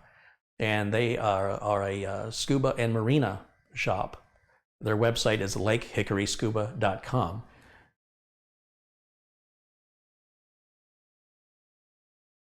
No, Grizzlies, you weren't blue. I just made you blue just now. You were right to bring that to my attention, or you wouldn't be blue. So I'm still looking for Damien. Oh, here it is. I was wondering if you would recommend an FX 9590 and a 1070 as an upgrade from what I currently have, which is an FX 6300 and 750 Ti. I built that 4 years ago, just a few days away from, almost 5 years ago, I guess is what he's trying to say. I can't recommend anything for you, Damien, because I don't know anything about you. I don't know how you're going to use the computer. I don't know what you expect from the computer. I don't know what your budget is. And I don't know if there might be a better solution to meet your expectations. I'd have to ask you questions for about an hour before I could recommend any parts to you. It's very difficult to recommend parts to somebody when you don't know them. And, you know, what you're getting for the money, could you get something used better for the money? Maybe. It just really depends on what your plans are. Which games specifically you play? What resolutions do you want to play them at? Do you want to stream at the same time? Are you streaming now, or do you plan to stream later on Twitch? You know, there's a lot of questions. And I think it's very dangerous to go out to the internet and ask a complete stranger what you should buy, because it's very easy to spend other people's money. So you'll see me answer that question a lot. What's best? If we had a plate of chicken and a plate of steak, and you said, which is better, the chicken or the steak? What difference does it make what I think? Until you bite into each one, or whichever one looks more attractive to you, or whichever one smells more, attractive to you, that's you, and it applies only to you. Or maybe the chicken is cheaper and you can't afford the steak. I don't know. And no matter what it tastes like to me, doesn't mean you're going to share the similar taste. If I was a professional chef, right? Because people go, well, you're a professional tech, so your opinion matters more. It doesn't. It absolutely does not matter more. If I was a professional chef and you said, are these chicken wings spicy? And I said, no, they're not spicy. And you bite into them and you're like, that's the hottest thing I've ever eaten. Does that mean I'm wrong? Because I bite into them and they're, no, these aren't spicy. I know what you're talking about. Doesn't mean I'm wrong. It just means you and I quite literally have different taste. And the whole point of building your own computer is your own self-expression, not asking for somebody else's self-expression. So with a little research, you can look at what games you play, go to the forums that support those games, and find out what other people are using for hardware, or ask them what they think about using certain hardware. If you play Call of Duty more than, he said duty, if you play Call of Duty more than some other games, then that may be more important. That's the emphasis that you want your computer to really perform well at. Go to the forums of the game and ask the people there, You know, if I want to play this at 1080, or if I want to play it on 4K, or if I want to play it on 2 monitors, or if I want to play it with all the shadows and anti-aliasing enabled, what's the minimum I need to get? Those people will give you real answers because they actually play the game. But I wouldn't ask them what to buy. Jesse says, chicken or steak? How about fish? Chicken is tuna is the chicken of the sea. Is this chicken or is this fish? James Zender has contributed $20. I've seen your kitchen so much through the years, I feel like it's home. I was at a meetup and a gentleman was there with his wife, and she says, you have such a lovely kitchen. I don't know what my husband's watching. I'm not interested in whatever he's watching, but you have a very lovely kitchen. And I go, well, thank you. It has nothing to do with me. That's all my wife. My wife painted this kitchen 3 or 4 times to get the color of red she wanted, and I wanted nothing to do with it. I said, you know what, honey? You just tell me how much to write the check for. I'll keep buying the paint. I'll keep paying for it. You go to Home Depot, you get the shade you think you like, start painting with it. If you don't like it, tell me how much money you need. And that was my role in the design of the kitchen. But when everything breaks, you know, if there's a leak, if the AC stops working, if the toilets are running, I have to fix all that. Water heater breaks, I do all that myself.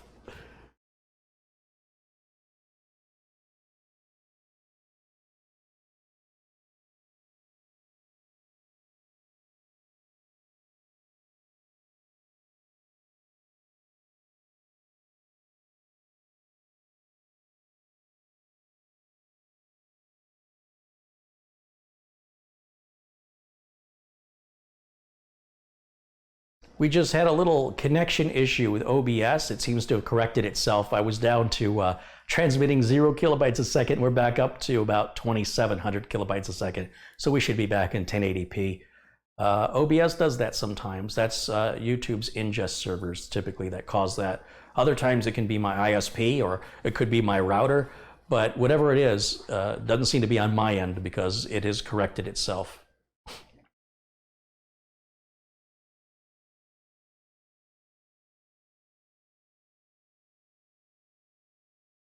DJI Drone has contributed $5. He says, hey, Carrie, I love your videos. What website do you recommend for buying Microsoft Office and Microsoft Visio? I buy all that stuff at a reputable seller like Amazon. Be careful on Amazon. Watch for the marketplace sellers. You're generally good if you buy from Newegg. You just got to be careful of the marketplace sellers.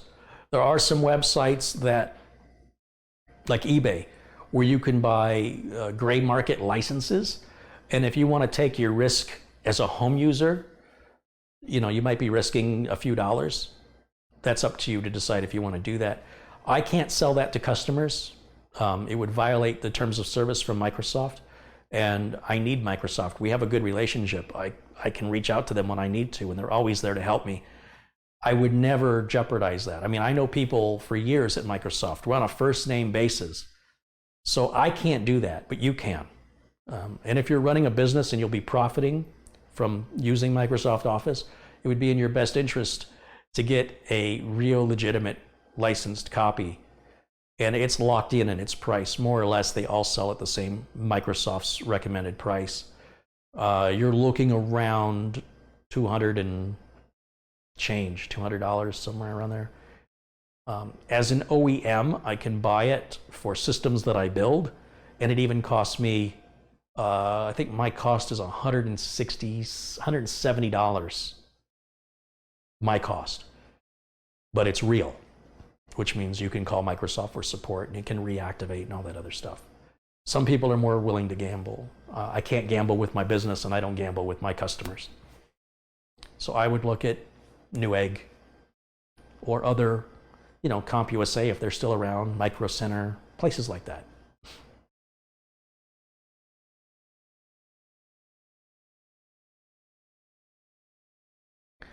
Orlando Breve has contributed today, as he has in the past, $5, made a donation to TechVets as well. The next video, the Coke is on me. Oh, thank you, Orlando. Did I pay my bill? You think my internet went out? Are you kidding me? That's the most important bill I've got. I am looking to see if I got a reply from Rich Robbins. So Rich, I was curious if you still want to do your build on December 2nd. Now that I have all your parts, do you want to do it sooner than that? Rich Robbins says, here's one for a shirt. I fix computers in my kitchen. Do you recommend any alternative to Microsoft Office for someone who very seldom needs it? Absolutely. You can use any of the Google, I forget what Google calls it. Google's got their own version of Office available for free, Google Write. You can also download LibreOffice, which is open source and fully compatible with Microsoft Office. And there's OpenOffice, but most of the people that were part of the original OpenOffice project have moved over to LibreOffice, L-I-B-R-E, LibreOffice. Just Google it. It's free, it's open source, and it's compatible with Microsoft Office. It just doesn't have all the bells, whistles, and features, but there was a study many years ago I read that 80% of the people that use Microsoft Office only use 20% of the features that Office offers. And so for that 80%, OpenOffice, LibreOffice, and even Google's alternative of Google Write, and I can't think of what their product is called for spreadsheets and presentations. They've got all that as part of Google. And the nice part about that is you don't have any software to load with Google. Or at least it's optional, I believe. It's what people with Chromebooks use.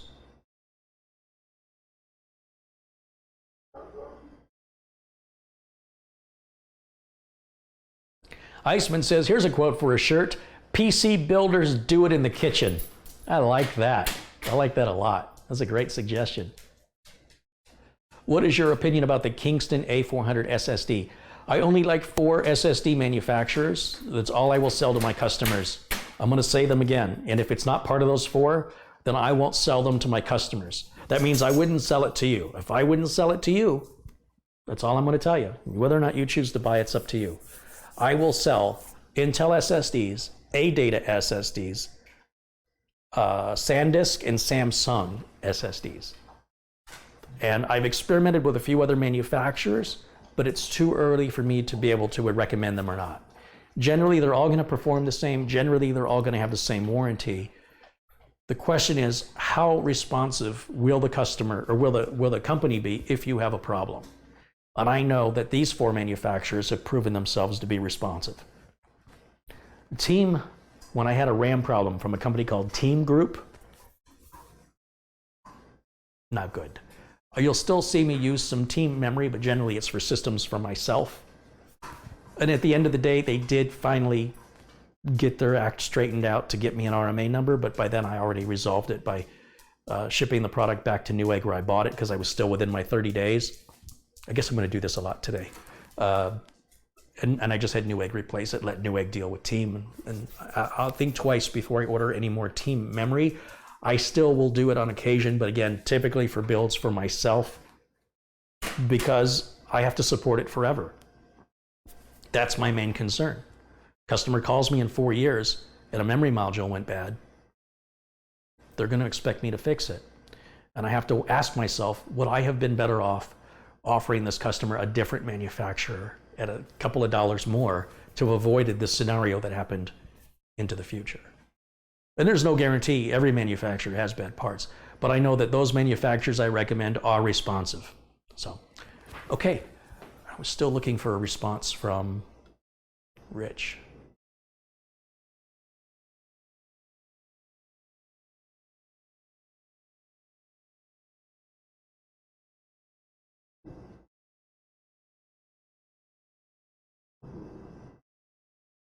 Is it bad that I'm dreaming about doing my build? Nope. Still waiting for that response, Rich. Crunch time is at my work this time of year, so I want to do it on, okay, I see your response now. He wants to wait till December 2nd because that's my birthday. Okay, Rich, thank you. Just wanted to verify. Just wanted to verify. We're fine. I'm actually anxious to build your system. I'm actually the one that can't wait. But it's like when you ask somebody, are you hungry? It really means you're hungry. Same thing. All right, let's get back to doing our management of, or not our management, let's get our cabling done. And I'm gonna start with, let's get this rear fan hooked up first and foremost. Take this wire tie off of here. These wire ties are just for shipping. Don't leave them in your system. They will get dry and brittle and break, and there's wire in there. And if it gets back behind the motherboard and shorts it out, you don't even have to know what shorting out means. Shorting out is bad, okay? And you want to avoid that, okay? Okay. I'm gonna run this right up here, okay? Right up there. And then we'll take care of this cable management a little later on. Now we've got our front port umbilicals. I am not hooking up the front case fan. I will take the wire tie off of it and replace it with a nylon zip tie, but there's no video card to cool, so there's no point in having that fan on. It's just gonna add extra noise, take extra power, and eventually the fan will start vibrating or making a sound when the bearings go out, and it will happen. If there's likely a repair on a new build, and it won't be anytime soon, but it might be a year or two, the first thing that's more than likely going to break are the fans. So only have as many fans as you need and no more than that. So how many fans do you need? I've got a video on that. More is not better. All right, so on this system, for example, we've got this fan, we've got the fan in the CPU, in the power supply, we got the rear case fan.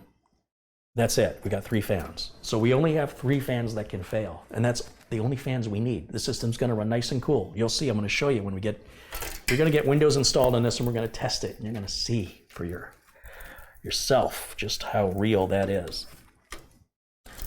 All right, time to put the Lazy Susan back under this because we're gonna be spinning it around. So let's get it up on here. The link to the Lazy Susan is in the video notes. It's very handy. A lot of people use these, gosh, in the 1970s, they used to use these on dining room tables. If you were having a meal that you shared with a family, some Chinese food places do that. They have like family-sized meals, or even maybe buco de beppo, anything where there's a shareable meal. They put it on the Lazy Susan and everybody can rotate it if you're sitting on both sides of the table to take out what you want and put it on your plate. But it really works well if you're building a computer, because I can spin it around, I can get to the back, pull these cables through here. And let me just, realize I lost my chat room.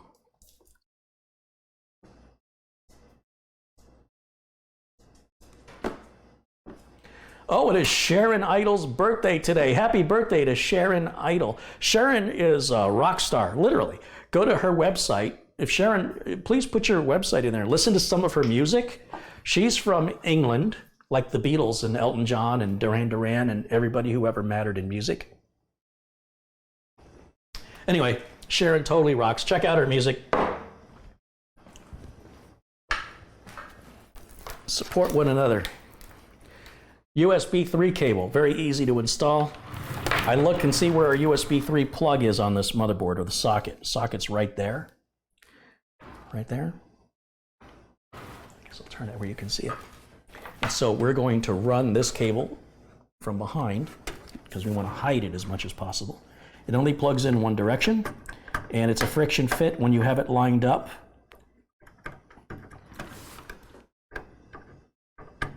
You just sort of have to wiggle a little bit here. There's a little notch on one side. I'm putting it in backwards. When you line it up correctly, it shouldn't be a struggle. You should feel it start to sit in there. There it goes. Oh. It's something you just feel. Now that it's lined up correctly, I can push it and it may click. There it is. And that's the only thing that holds that in place. Unfortunately, there's no metal clip or anything, and not even a plastic clip. There's just these little ridges that hold it in position, which sucks, quite frankly, on a connector that big. It is something that could fall off in shipping. Next, we'll turn this back around. And we've got the front audio. So the front audio are these 2 ports up here. That's our headphone and our microphone jack. If you're never going to use those, you don't have to hook it up, but why be lazy? Even if you're not going to use it, you should still hook it up because it's there. It's not going to hurt anything to hook it up. So this is going to go all the way to this side of the motherboard on the other side of the case. In some cases, very few cases, give you a little hole for that. Oftentimes you have to run it and string it across the whole front, which looks terrible. There's no window on this case, but regardless, I still take pride in what I do. And since I have a little hole right down there, you see that little hole? I'm going to use that. Anything that gets me closer to this side. I'll turn it back around. I'm going to grab that. We'll pull it straight through. There's a blocked hole that prevents you from installing this upside down. The connector says F audio typically, or just says audio. And we look for where the missing pin is in the socket. It's on the bottom. So you make sure the blocked pin is on the bottom, and so you orient that correctly. And just like that USB cable, nothing holds it in position. Once you have it lined up, it won't let you plug it in if you've got it upside down, because that blocked hole won't let the pin through, right? So you have to turn it 180 degrees and line it up properly so the blocked pin matches where there is no pin, where the blocked hole is, right? And we just wiggle and push until it bottoms out. And you can give it a light tug, and we can push the excess cable back in and keep that nice and clean. See, it's still looking nice and clean. Now in the box, we have this Gigabyte G connector. I think that's what they call it. And that makes hooking up your front port lights and switches easier, because what it does is instead of hooking each of these cables right here, we've got these 4 cables left. That's all that's left. There's 4 of them. And you plug each one on individually, or you can plug them into this, and then when you plug this in, they're already done. And everything's labeled so you can see. Let's see if I can get the camera to focus now. It's gonna fight with me. Let's see, let me manually focus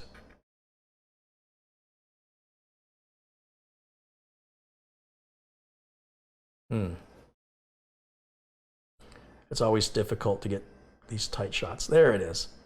So you'll see on your right, it starts with HD on the bottom, very bottom, and then it says RES, that's reset. And then we flip it over to the other side, and then we have our power switch and power LED, and we won't use anything on the top. We only use the bottom part of it, which when you're looking at it, when I'm looking at this, we're using the right side of it. Right, when we flip it over, we're still going to use, no. Then we use the left side, but they're both going to line up. You'll see. It's hard to explain, or I'm just really bad at explaining it. So I'm going to take these cables and you know, they're kind of interwoven. This is a good time to get them all straightened out. And this is the hard drive LED.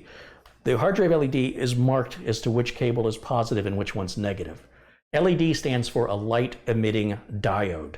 A diode is a piece of electronic silicon that only allows power to flow in one direction. If you put this cable on backwards, your LED won't light up. It won't hurt anything, it just won't work because it's not allowing power to go the right direction it needs to go.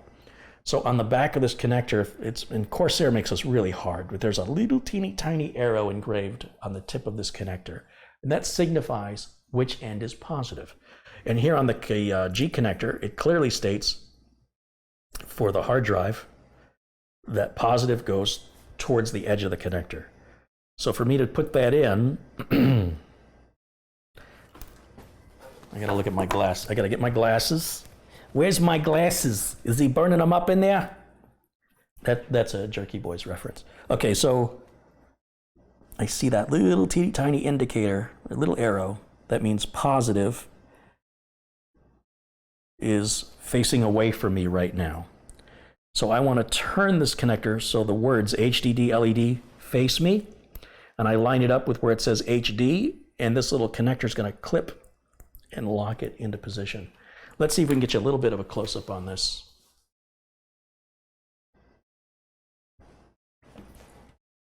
I'm going to grab another random cable. Not that one. Let's grab the reset cable next. There it is.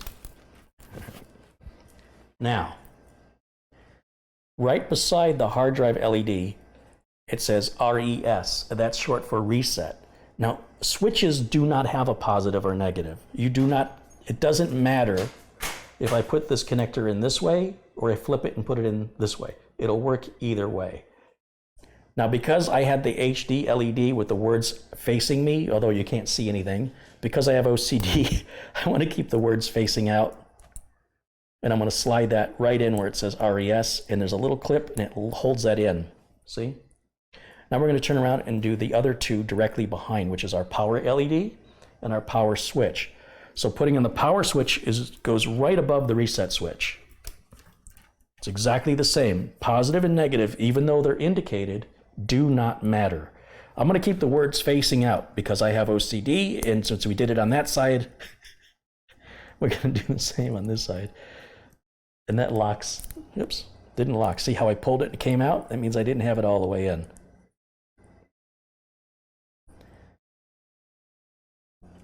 There we go. If you listen carefully, you can hear those little clips grabbing the tips of the connectors there. And the last one we've got is the power LED.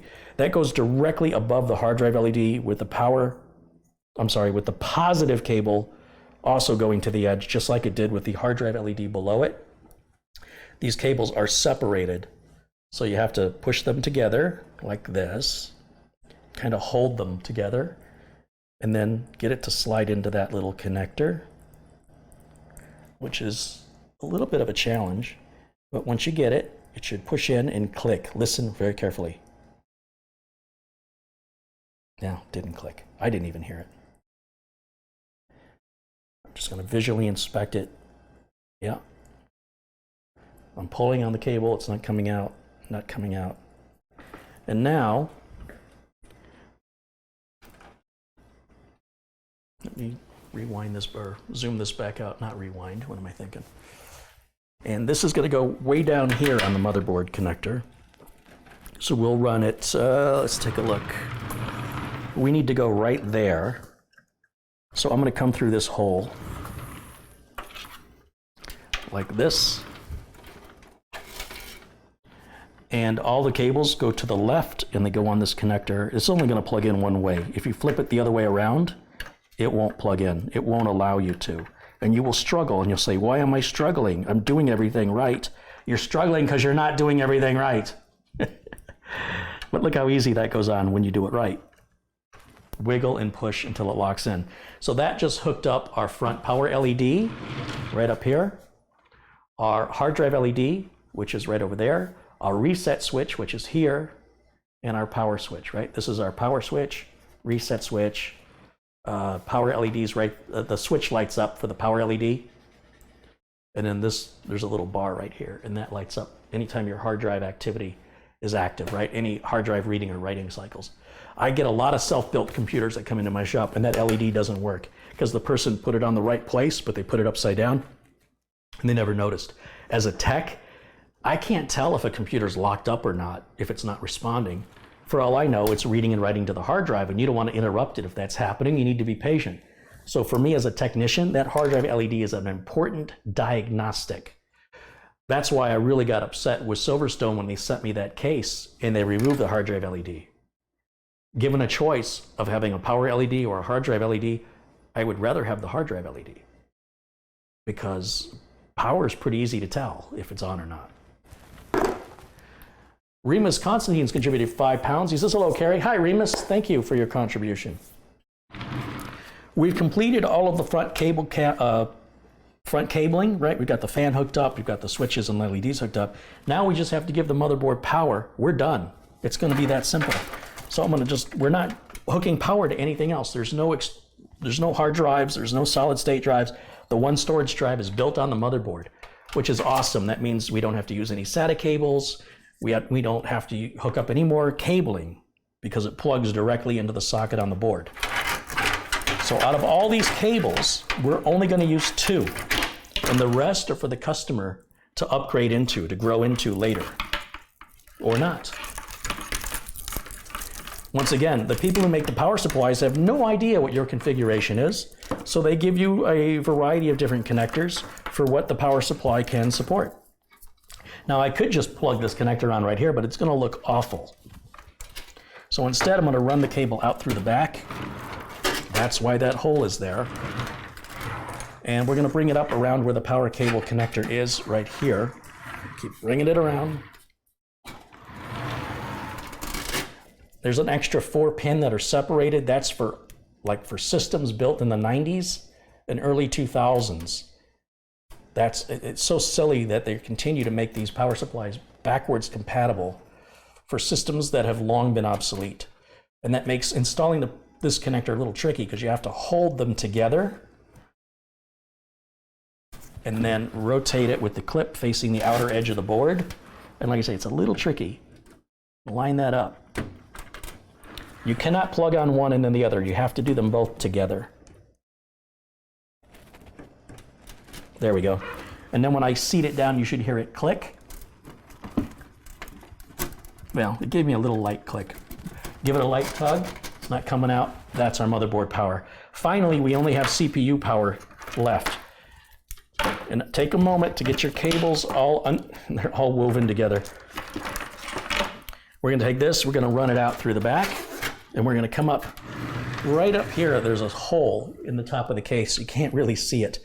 And even for a camera operator to film it, it's very difficult. They have to get on their knees and film up. And anyway, so we're just going to go right up here with this and push it through and come around.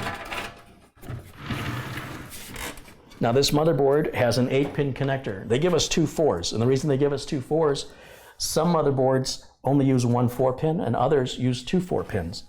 This one uses 2 4-pins. We push them together just like this. Clip usually on most motherboards faces the outside edge, but not on all motherboards. You need only watch some of my previous videos for me to plug that in and see I plug it in wrong, which you shouldn't even be able to do, but I managed to do it, and the system wouldn't boot up. It didn't cause any harm, but the system refused to fire up. That's when I realized I plugged the little connector in, the CPU power connector in backwards. Best to avoid these types of silly mistakes by just paying attention to where that clip is. This clip on this motherboard faces the outer edge where I like it to be. The reason I like it on the outer edge is if it's on the inner edge, it makes it difficult to get your fingers in there to hit the release. There's a little plastic clip that you have to push in to release the cable. And when it's on the inside of the motherboard, it's a tight fit. It's very difficult. When it's on the outer edge, it's still difficult, but it's easier.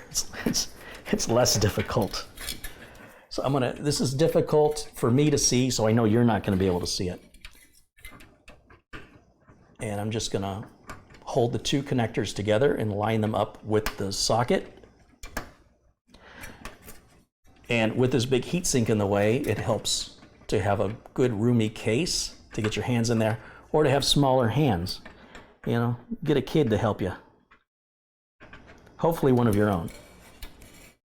You should be building with your kids anyway, if you have kids. It's a great bonding experience.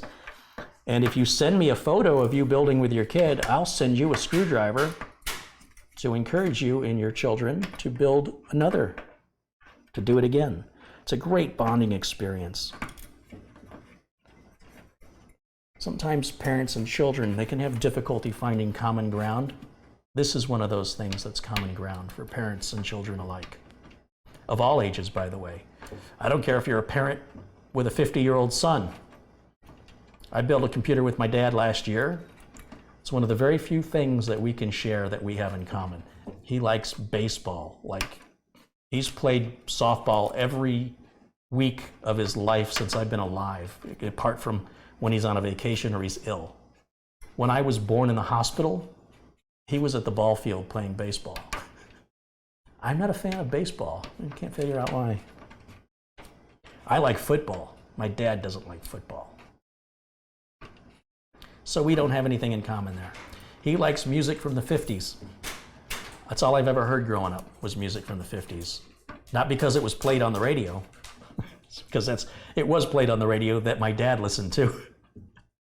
So in the 1970s, I got to hear 50s music every day, and through the 80s. Guess what I hate? 50s music. The last thing I want to hear is Elvis. I don't say I don't like Elvis. I've heard enough of Elvis to last 3 lifetimes. If I had kids, they would say the same thing about me and Duran Duran. So like father, like son, I guess.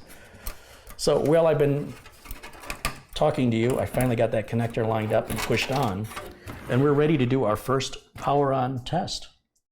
That's it, we're built. What I'm going to do with these cables is I'm going to wrap them up sort of like this.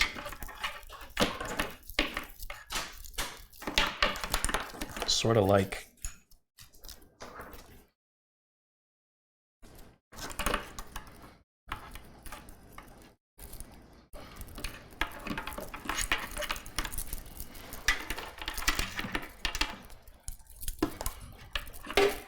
something like this, right? And then I'm going to grab a wire tie, and I'm going to wire tie that right down to the base of the computer. See, it's not going to look bad at all.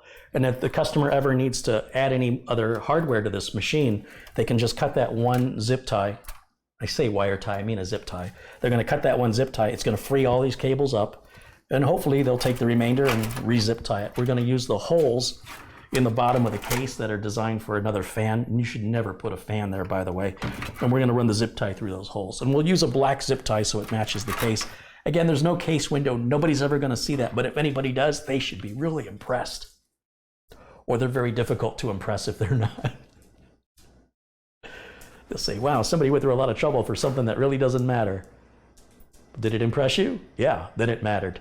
All right, so let me grab a power cable. This is exciting. We're gonna turn it on, first time. See if we did everything correctly. Power cable switch is in the off position on the back of the power supply. Make sure that's in the off position. Safety first, ladies and gentlemen. Safety first. I need a keyboard and mouse.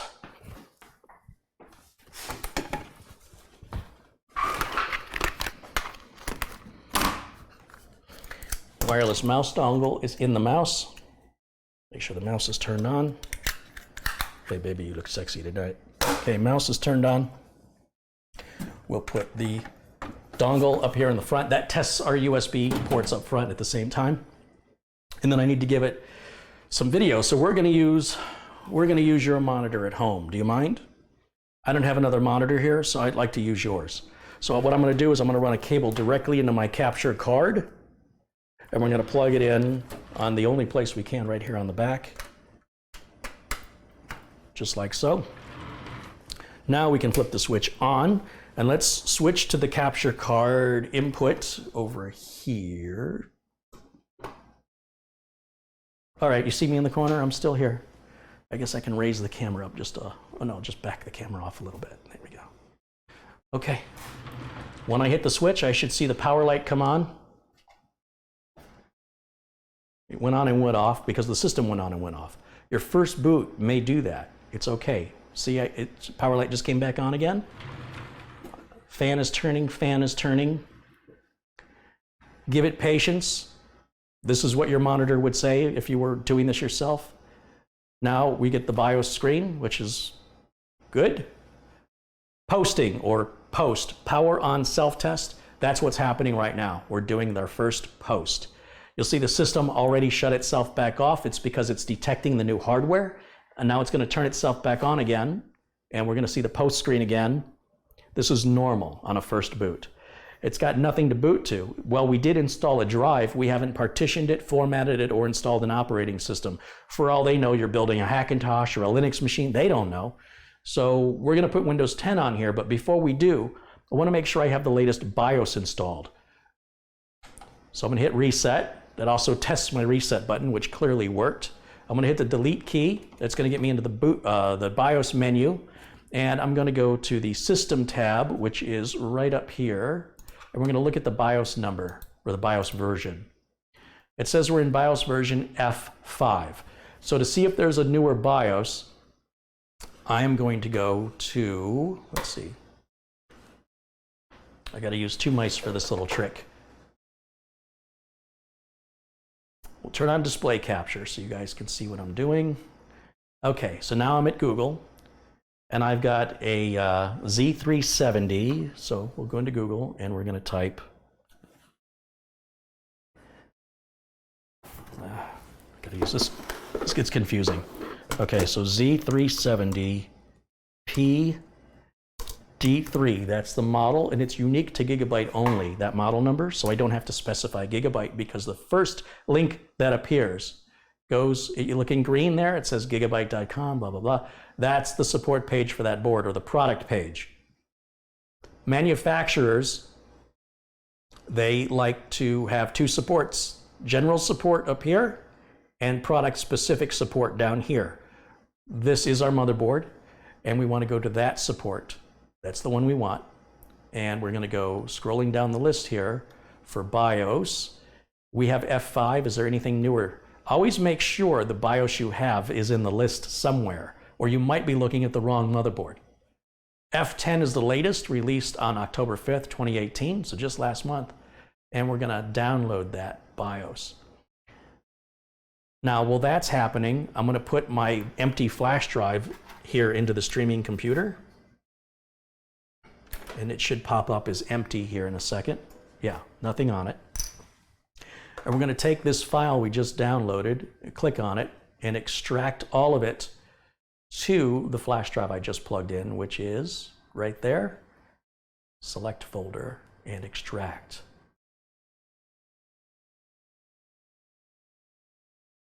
You with me? I don't need this autoexec bat file, so I can delete it. And I don't need this e-flash file. We can delete that. That's if you want to flash in DOS. All we're left with is the BIOS file itself, which ends in the BIOS version, .f10. That's the actual BIOS file. I'm going to close this. We're going to close that. And I'm going to eject, safely remove the flash drive. Very important to do that. And remove it from the streaming computer. And now let's get you back to my main camera. Okay, so there's the flash drive. I'm going to shut this machine off, and I'm going to plug the flash drive into any port on the back of the motherboard. And I'm going to turn the machine back on again, and I'm going to start pressing delete to go back into the BIOS. Just keep hitting it. There we go.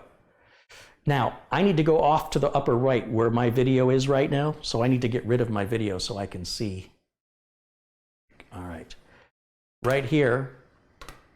Oh, it's not here. Let's go down here. Maybe it's down here. Yep, Q-Flash.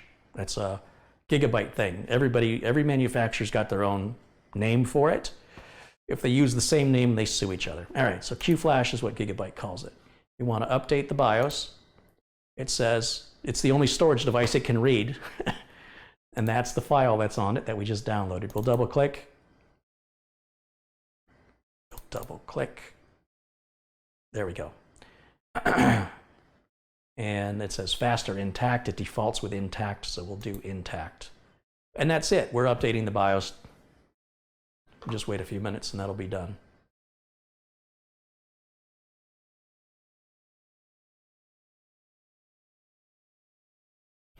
Why could you not just put the flash drive in without rebooting? The system probably won't see the flash drive unless you reboot because you're in the BIOS.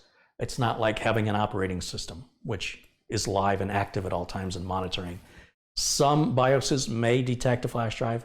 It's a good habit to get into, to just do it the same way so that you never have to go back for motherboards that don't support recognizing the flash drive. I don't believe this board would recognize the flash drive until I rebooted. You could try it, but I'm trying to move this along with as few errors as possible. And even as cautious as I am, you can see how many mistakes I still make. It happens. And this only takes a moment. You just don't want to interrupt this. Don't change, don't lose power, don't hit reset. Do not be impatient. You have to be patient. Just let it do its thing. If you're in an area that has frequent power outages, then you'll want to be on a battery backup, because if this thing loses power during this process, it will make your motherboard a brick, and you will have to send it back to the manufacturer, maybe. Or at the very least, Gigabyte often has a dual BIOS that you can recover. You'll probably have to contact support or do some Googling to figure out how to do that. Okay. Ideally, it should start back up again. There we go.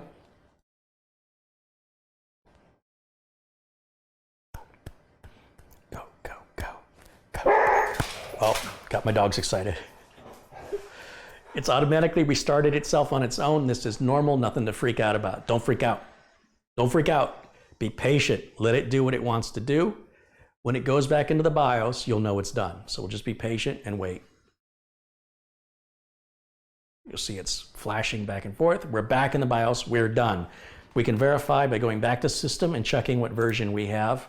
And there it is, F10. That's it. So I'm going to shut the machine back off. I'm going to pull this flash drive because I'm done with it. And what do I do with the lid? There's the cap. Okay.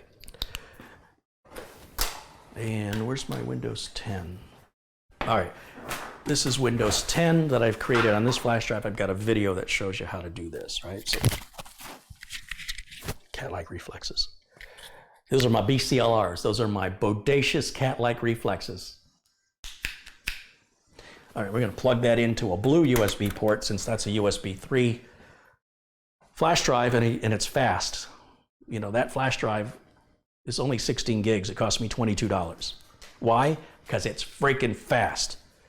If I plug it into a USB 2 port, what's the point? Watch how fast Windows 10 will install. I don't have to change anything in the BIOS. There's nothing for this computer to boot to but that flash drive. It doesn't have any choice. We turn the system back on, and it should just boot without us having to do anything.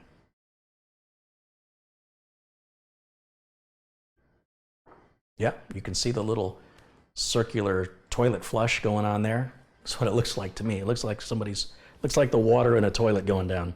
Seems appropriate though. We're going to stick with the defaults. We'll hit next here, install now.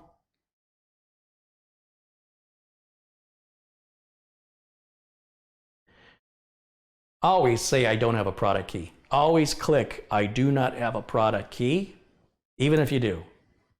Put it in after the install. We're going to be using Windows 10 Pro, 64-bit, so we hit next. We have to agree to the end user license agreement, and then it's going to ask us where we want to put it. Always choose custom. Unless you're upgrading a Windows 7 system or a Windows 8 system, you always choose custom on a new build. It says there's only one drive I can see. When I put my mouse over it, it kind of disappeared. It's drive 0. It's 476.9 gigs. It's advertised as a 500 gig or a 512. I can't remember how it's advertised. The way Microsoft calculates, it's a little different. I saw an article which bothered me just the other day, and it said, the drive is this much, this size, but it's this much after you format it. No, it isn't. It's the same exact size after you format it. It's the operating system doing the math a different way than the manufacturer of the drive.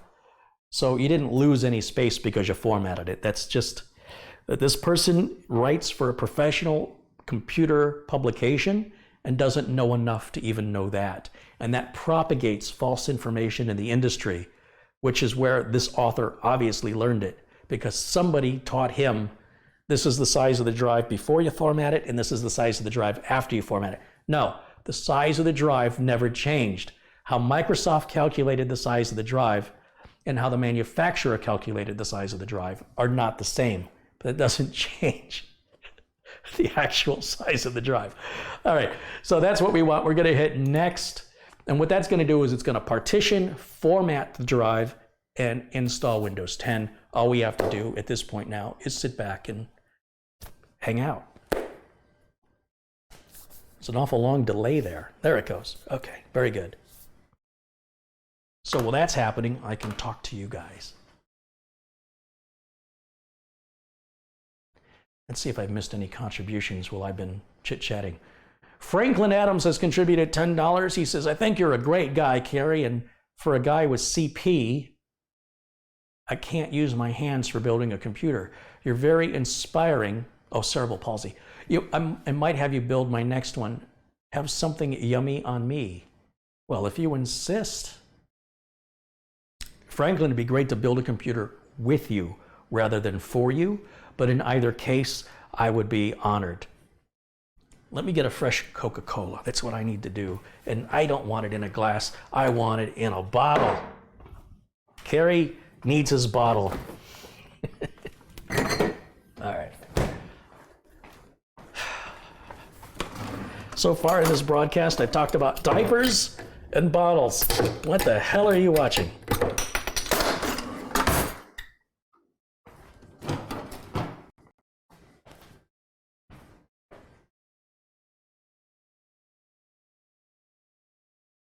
Cheers.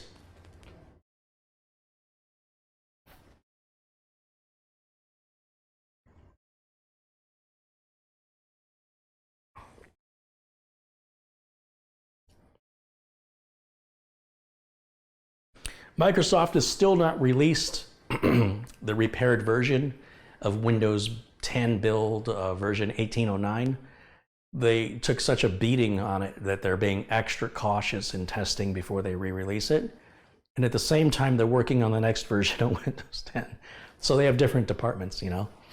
I'll let you guys know when 1809 comes back. But in the meantime, this is still 1809 from when it was released, because none of the issues that Microsoft is fixing has any effect on a new build. Carrie, would you ever consider doing a Windows 10 optimization guide like you did with Windows 7 and 8?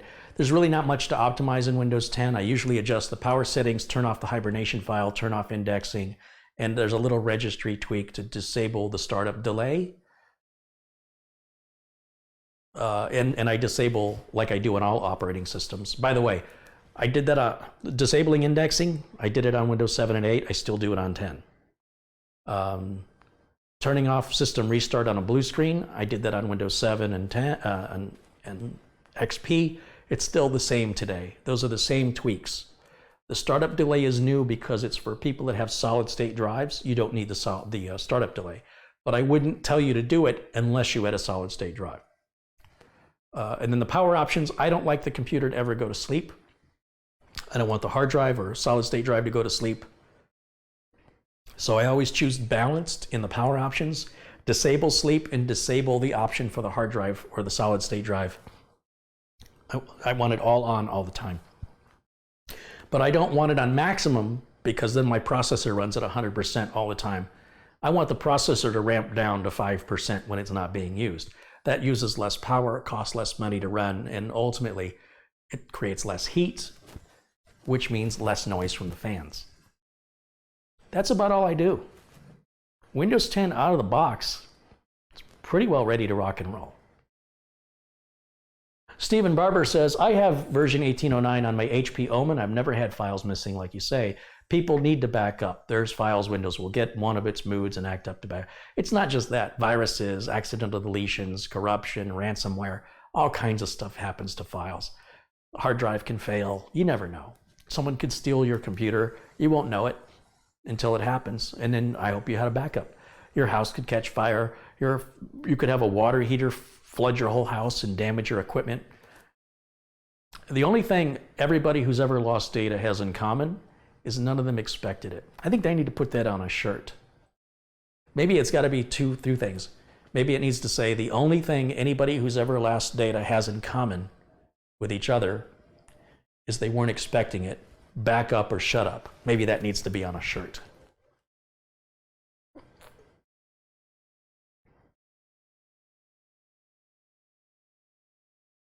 Here we go. We're going for our first restart.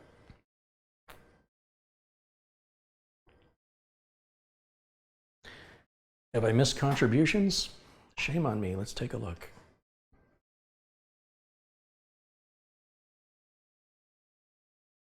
Sharon Idle has contributed £2. She says, Carrie, your stream just gets better and better. Thank you. Thank you, Sharon. Let's go through a list of everybody who's contributed on the stream so far. Abdul Azim Patel, Varujan Kalustian, Russell Reynolds, Red Dragon, Paul Newman, Mark Cresswell, Jengid4, James Vaudry, Firethorn, Christoph Esch, Steve Brauch, Grizzly's Place 63, Damian Gallen, $2 from somebody who, there's no name attached to this. I'm not sure what happened here. They've got moderator status, so I'm not sure. Charles Vandela, Geo Sam, John Tuvey, Ben Fitzpatrick, Reviewing, Playing, and More RPM, Darren Kloof, Rami Hermes, Damian Galan again, Sterling 3371, Grizzly's Place 63 again, James Zender, DGI Drone, Orlando Breve, Remus Constantine, Franklin Adams, and Sharon Idle. You guys are amazing. That's a lot of contributions. and many of them were more than $1. But even the ones that were, if those were all just $1, there's like 20 bucks there. But there's more than 20 bucks there because most of them were more than $1. So I'm just saying, it was very generous, and thank you. Those are all deeply appreciated.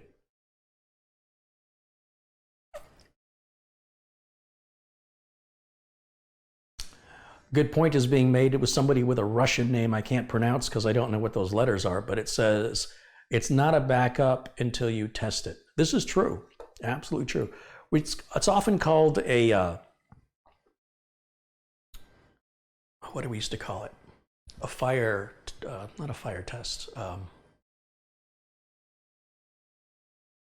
Oh, help me out.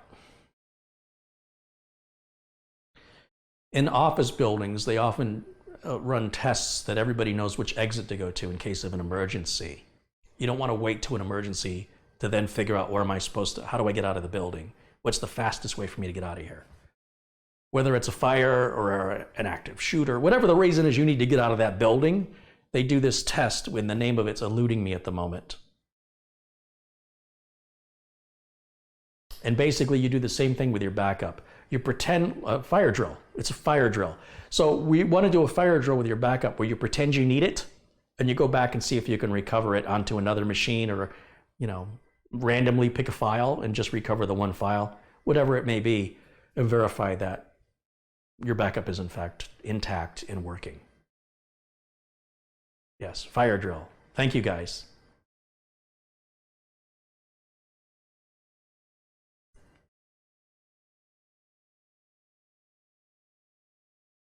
This system is dead silent. I can't hear a thing. Nothing. I mean, it's dead silent.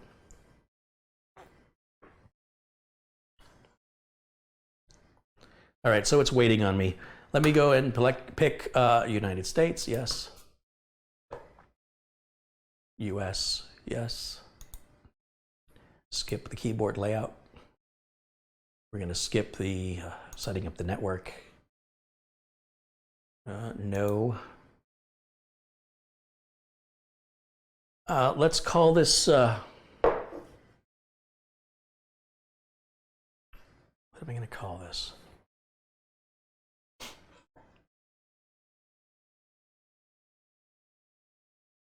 Let's call it Lake Hickory Scuba. That's what we'll, yeah, that seems like a good username.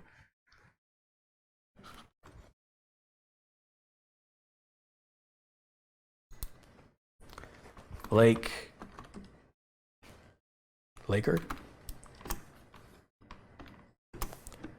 Hickory Scuba. Wow, I guess I hit the caps lock button. S-C-U-B-A. Anybody know what Scuba stands for? There's a little useless trivia. Scuba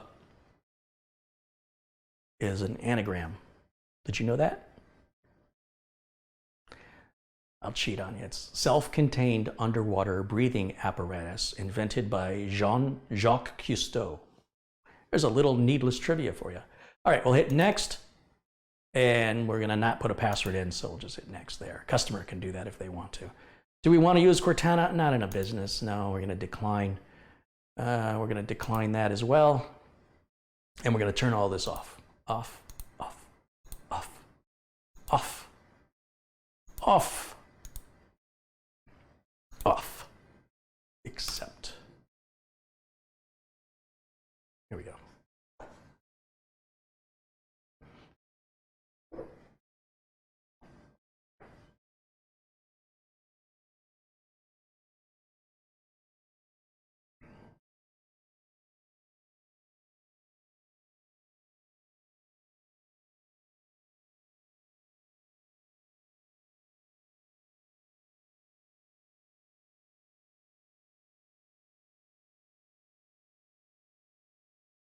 Just waiting for Windows to finish up here. I guess I'm gonna need an Ethernet cable so we can download all the Windows updates. I'll grab that now.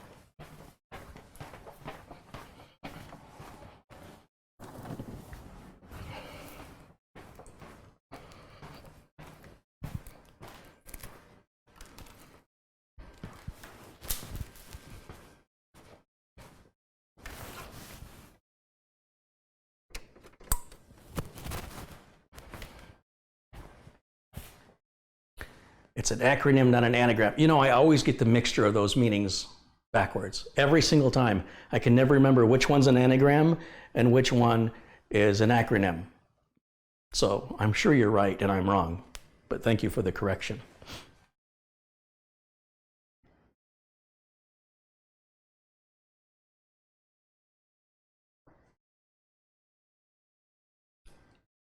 Okay, so let's go to Windows Update right now.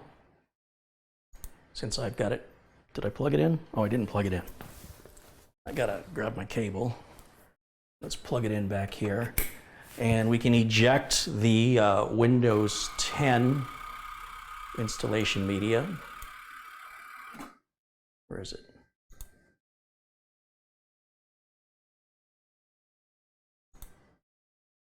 Eject it. Very good. Set that aside. I like to turn off indexing now before we start putting a lot of files on the computer. So I right-click on the C drive, I go to Properties, and I uncheck indexing. This is a minor performance improvement. By itself, it may not do much that you notice, but combined with other little performance tweaks, it can add up. And if it's something you don't use, why have it? Indexing, like if you wanted to search the contents of a bunch of Word documents because you don't know which Word document you're looking for, and you've got a bunch of them, that's when people use the search for the contents of file.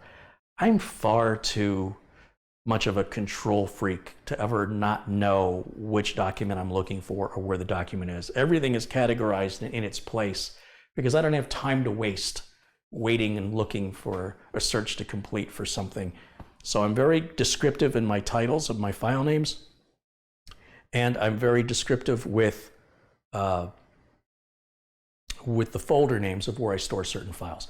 So for example, if I've got a client on retainer, they will have their own dedicated folder with anything related to their business, any notes I need to take. And then those notes will be named for accurately what they contain, so I know what to look for.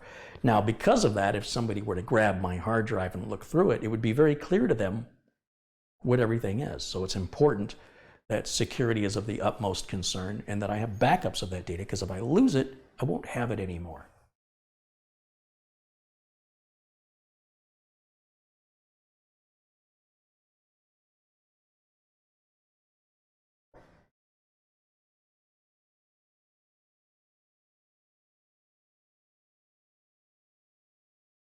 Taco cat.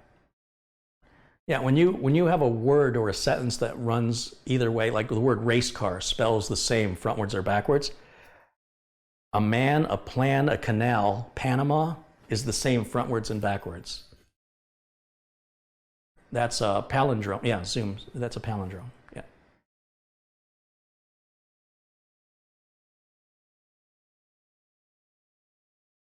Perfect. So we're good there.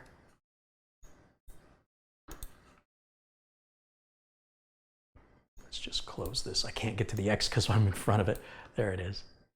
And now let's go to Windows Update. Now Windows Update is going to grab all our drivers for us, as well as any Windows updates for security and feature updates. So that'll take a couple minutes. And so while that's happening, let's talk.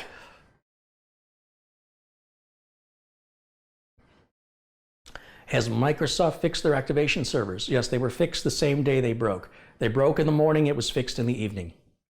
That's done, let's move on.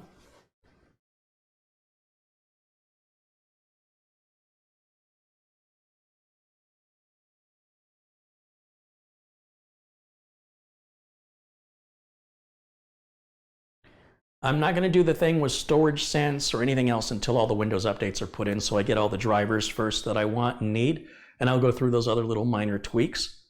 This system is dead silent. I mean, there's not a peep of a sound. Let me take my microphone off. Let's just stick it in here. I'm going to put it between the two fans. Maybe you'll hear the wind blow.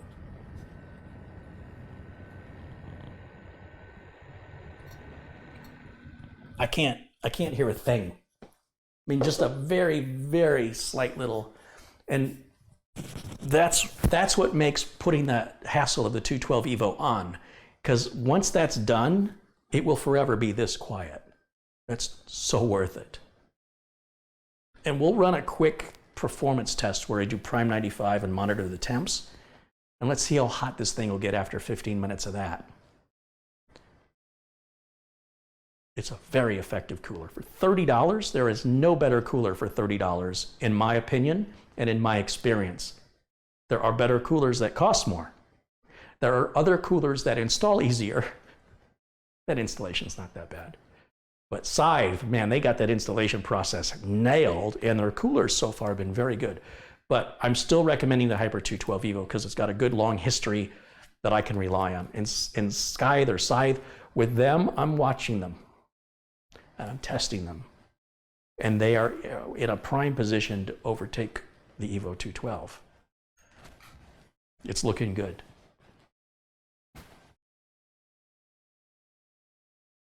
Yeah, that would be the other thing I failed to mention on optimizing Windows 10. I turned storage sense on. I think there's 6 things, right? Power options, indexing. I turn off the people thing on the taskbar. That's a personal preference. Disable the automatic restart on error. And storage sense. I think that's 6 very small little things. If I have time, I'll do a video on it, but I just don't think it's that important. Oh, the update's already done? Wow. All right, let's hit restart. Now, the first boot after an update may be longer because it's adding the drivers and whatnot, so just be patient.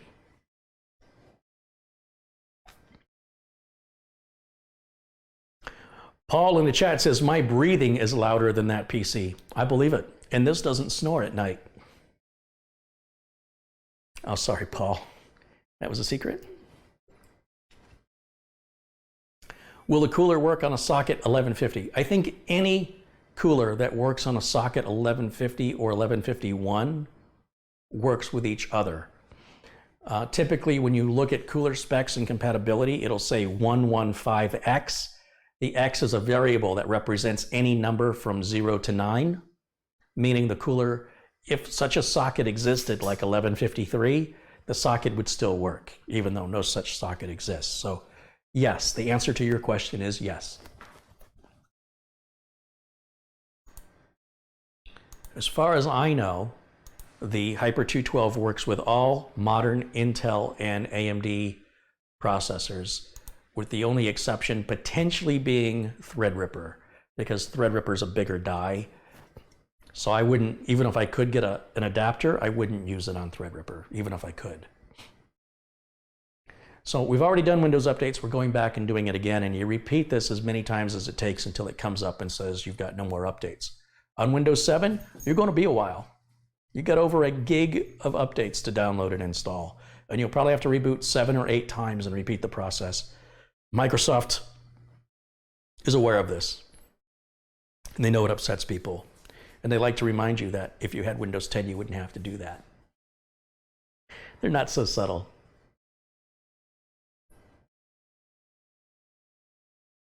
Gunnar Sandberg says, hello from Norway, go Holzman. My wife's ancestors are from Norway, so she feels a special connection with Norwegians. That's her bucket list item to go to Norway. I'd love to go to Norway too, to be honest. Is it cookie time for the fur babies? No, you know what? They're being, I don't know where they are, so I'm gonna let them be. Probably just staring at a wall, bored out of their mind.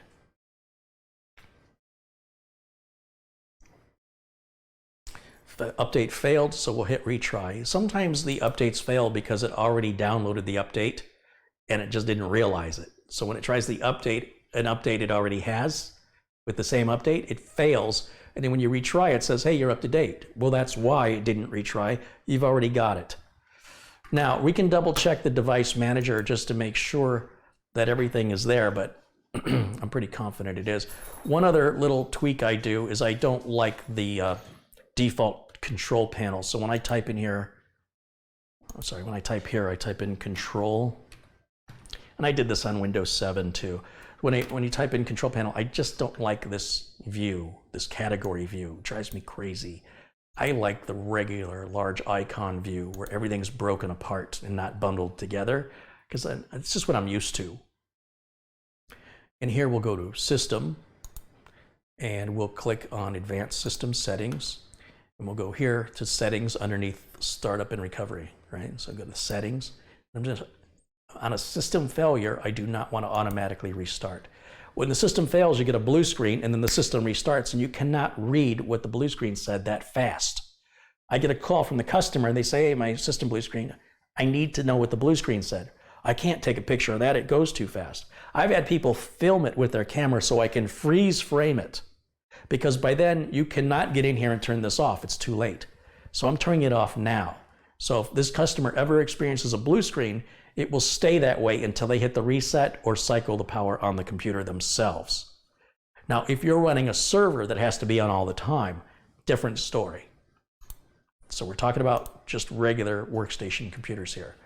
There's our processor, verified that it's the correct one. The amount of RAM we've got is the correct amount. Let's go back in the control panel again.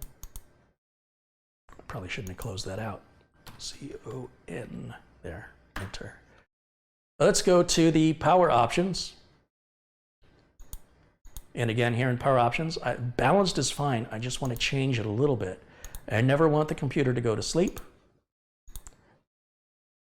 Show additional, no. Where's advanced? Oh, change plan settings, and then change advanced power settings. See this turn hard disk off after 20 minutes? Never, never, never, never. And hit apply. And everything else is fine. I don't need to change anything else. I know they have a button, you know, it says if you hit the sleep button. We don't have a sleep button, but even still, I'm going to say do nothing. Okay, and everything else I leave. You know, with processor management, I'd like it to drop as low as 5%. So minimum is at 5. System cooling policy, all this default is fine. And a maximum, of course, will be 100%. We're good. Let's turn off the hibernation file. We only do this with solid state drive machines, because if we have 16 gigs of RAM, then we have a 16 gig hibernation file. Hibernation is not the same as sleep. We run this as administrator by right-clicking, choosing Run as Administrator, and click Yes. And I type in power CFG, that's configuration, -H is telling the computer we're talking about the hibernation file, and then the commands are off or on. So I type in off, and I hit enter. So that's a 16 gig file that just removed off of our flash drive, I keep calling it a flash drive, our solid state drive. Now, speaking of the solid state drive, how fast is it? Remember I said it's faster than SATA, but not quite as fast. Well, it's a third as fast as, let's say, a Samsung NVMe drive. The Samsung NVMe drive costs 3 times as much and runs 3 times as fast. So it is a matter of you get what you pay for.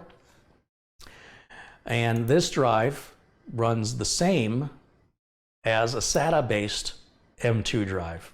If anything, it may even be a little cheaper. So let's grab Crystal Dismark. Let's drag that out. And while we're in here, let's go ahead and grab Prime 95 and the hardware monitor so we can run that test next. We're not going to run the Heaven benchmark because we're just using onboard graphics, so we don't care about stuff like that. But let me just move this stuff over a little bit. And let's run these little tests to see how loud the machine gets. First, let's test the performance. So remember, on a SanDisk NVMe drive, we'd spend 3 times more, and we'll see read speeds of, this number will be about 3,500, 3,600 right in here. And on a SATA-based SSD, we'll see numbers of around 500 or 600. That read speed is higher than I was expecting. I was expecting around 12 to 1400. This is impressive. This is actually blowing my mind. That's more than I was expecting. Pleasantly surprised. Let's continue to see how that goes. Remember, same price or more for the same capacity M2 SATA drive. So as far as I'm concerned, M2 SATA is officially obsolete. QLC is the future. It is NVMe, and it's running at about 50% of the performance at 1/3 the price of a Samsung NVMe of the same capacity. I think this drive is selling now for $80 for 512, is it 512? Yeah. 512 gigs is what it says on the box. 80 bucks. I was buying them last month, they were $99, and I was ranting and raving at what a great price that was. And watch for sales. Actually, I think the $80 price is a sale price.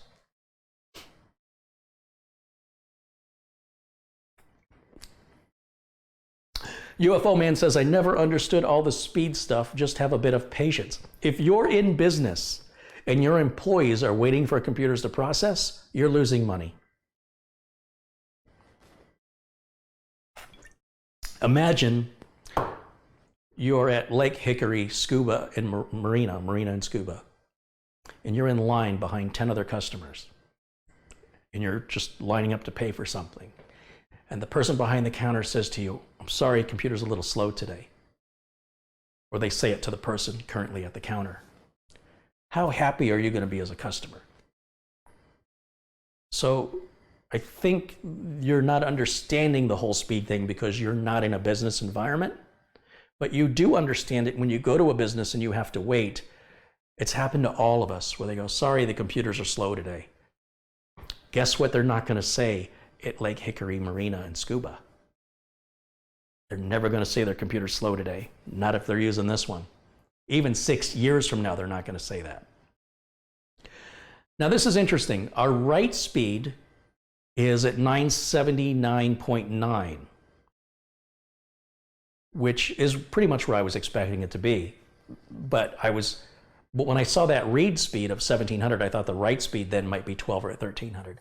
But the point is, for the same price, we could have got a same 512 gig SATA M.2, and those numbers, the read speed would be at 560 maybe, and the write speed would be, we'll just call it 550 on both sides in a best case scenario, 550, 560.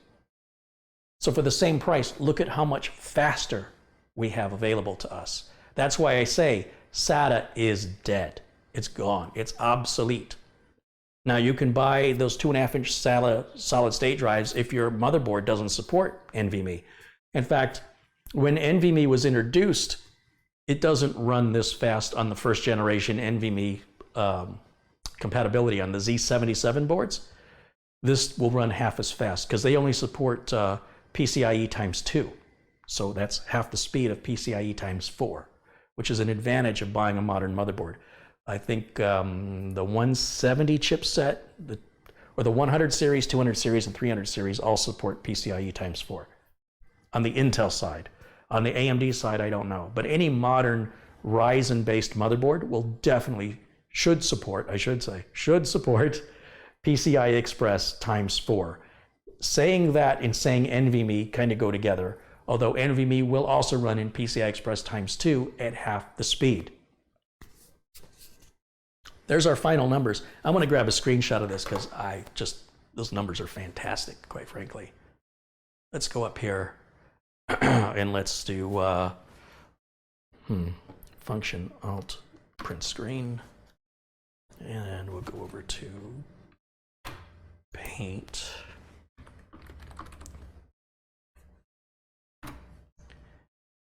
And let's make this small. And then let's paste.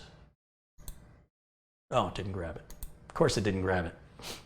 Let's do it again. Click once on the window, and then do Alt Function F12 on that keyboard. Now I'll hit paste. There it is. And then we'll say Save As. We'll go to the Pictures folder. And we're going to call this Intel, they call it an SSD 6 512 gig QLC NVMe. Am I back to the camera? Did I type it correctly? Yep. And it'll be a JPEG. Very good. So that is recorded for posterity. Talking about my posterity. Let me just make this a little smaller.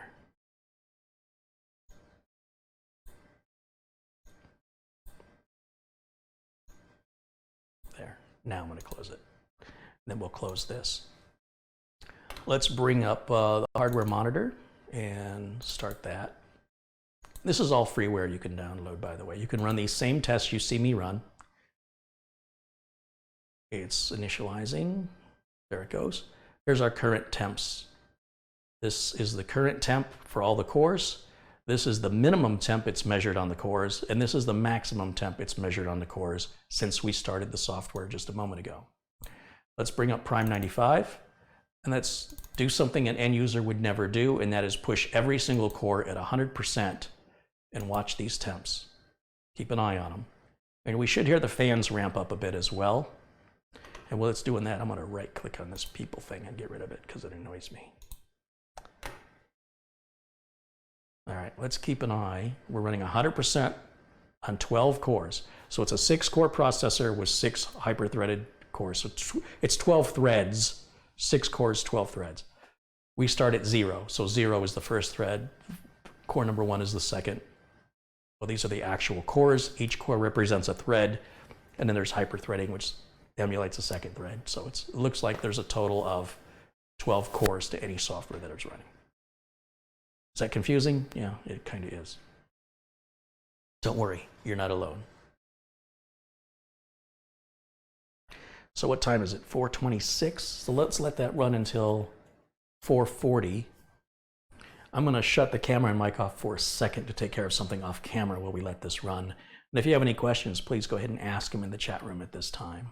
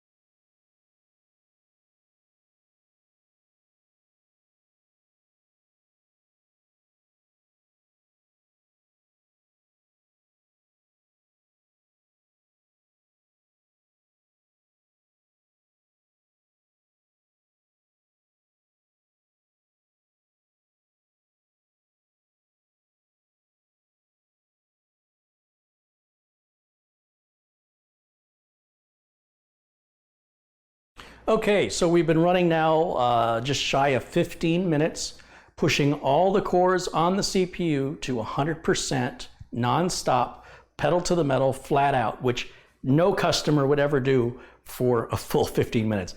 Usually when you're processing something, it'll spike for a second or two, maybe even milliseconds, and then come back down. So we're creating a worst case scenario. And the goal here isn't to have the coolest temperature possible. The goal here is to say, if the customer were to be doing something unusual that causes a CPU to work this hard for this long, will it overheat? What's the worst case that can happen? So 15 minutes of that is about ridiculous, right? Because like I said, it very rarely happens for more than a few seconds at a time. So what we're doing with this test is we're simply verifying that the computer doesn't start throttling or reach excessive heat when it's being pushed to the max limit for such an extended period of time, which in this case is 15 minutes. So looking here on the list, the maximum temperatures we've seen on each core, 63C, 62, 61, 62, 61, 59. These are our max. See up here it says max. These are our max temps. These are the minimum temps we've seen, and then this is the current value of what the temps are. So now, since I've been talking, we've gone an extra 2 more minutes, so that puts us at 16 minutes. Let's go ahead and stop the Prime 95 test and then watch how rapidly these temperatures drop. I want to emphasize how fast a CPU gets hot and cool. Now, obviously, these temperatures won't drop as fast on a liquid cool system because liquid takes much longer to cool than air. So we're just going to hit stop. As soon as I hit stop, watch this row right here. Watch this row of numbers. Ready? Here we go. You watching? We've already dropped 20 degrees centigrade in milliseconds. That's how fast a CPU gets hot. And that's why you don't want to run a CPU without a cooler, although it's possible. I've demonstrated it. It's just a bad idea. So we could stop that. Now, I'm just curious how long the system takes to boot. So let's shut her down. Shut down.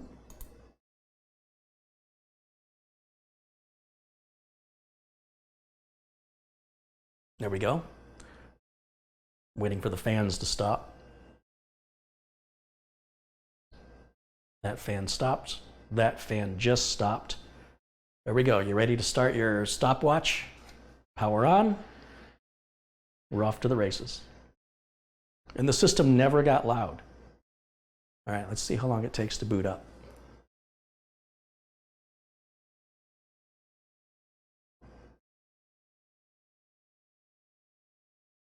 We're there.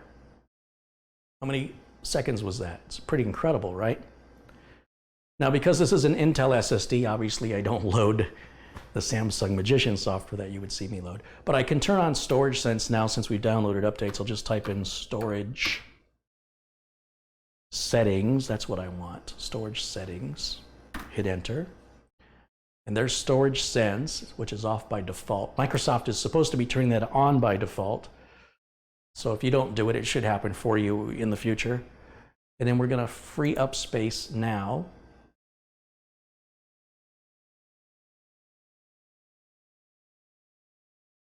We'll just take a checkbox into all of these directories and hit remove files. It's going to remove almost 800 megabytes. It's already done. And let's reboot one more time. This will be a full restart rather than a shutdown and power on. Kind of curious how long this takes.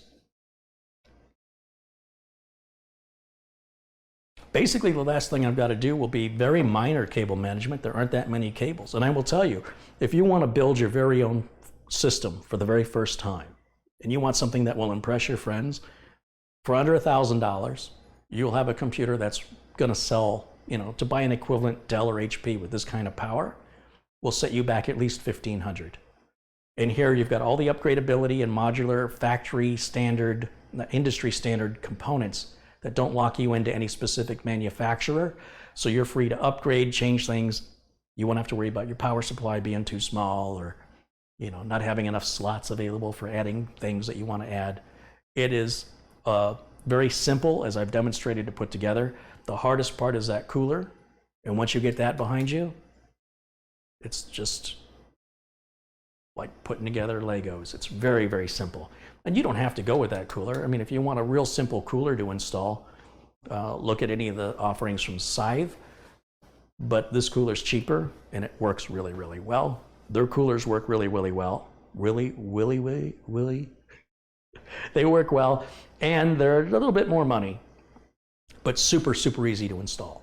So either way, and of course you could also go with a liquid cooler, but you wouldn't want one on this case. You'd want a different case.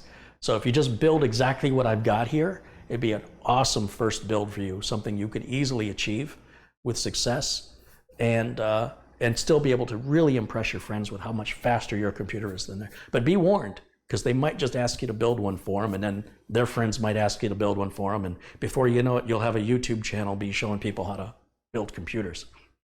That's the worst thing that can happen.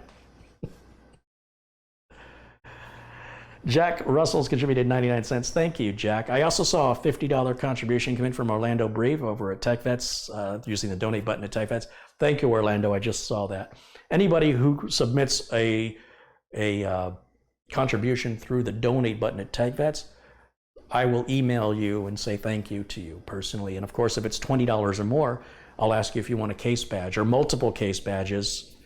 Just if you want one, you'll respond with your mailing address, and I'll be glad to mail one of those out anywhere in the world. Paul Newman, again, has contributed Australian $2.99. He says, here's another contribution from me because you deserve it, mate. Hey, Paul, thank you so much. Thank you. Again, the frequency of these videos is only made possible through your contributions. And all the money you submit all goes back into the channel. So thank you for contributing and for participating both in the chat room and financially. It means a lot to me. Let me just look through the chat to see if there's anything I missed. Let's switch this computer off because I am done with it for now. It really just needs, like I said, some cable management, and then put the panels back on, and I'm going to get that shipped out. It'll probably go out Tuesday. Monday is a Veterans Day, or it's actually Sunday, but it's honored on Monday. And I don't think there's any mail service. So everything will have to go out Tuesday. That means this machine, the Nuka-Cola going to Pennsylvania should ship. And then I've got 2 other systems I got to wrap up this weekend to deliver locally. So that'll get 4 out of here. And then I only have like 6 more. But don't worry, because the PC repair business is dead, right? And let's see.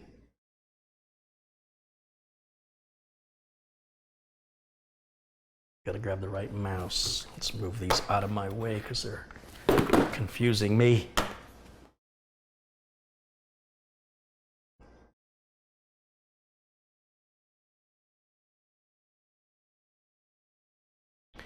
We'd need to know how to broadcast and edit videos. I'm not editing this. This is all live. What you see is what you get. But yes, it's a different skill set from building a computer, completely unrelated. But if you're of a technical mindset, it's not rocket science. Anybody can do what I'm doing.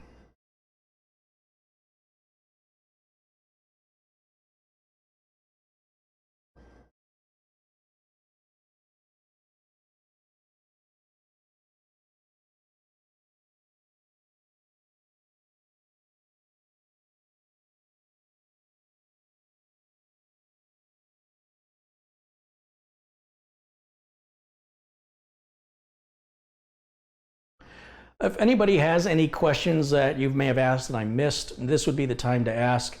I will be wrapping the stream up here very, very shortly, like within the next 12 minutes.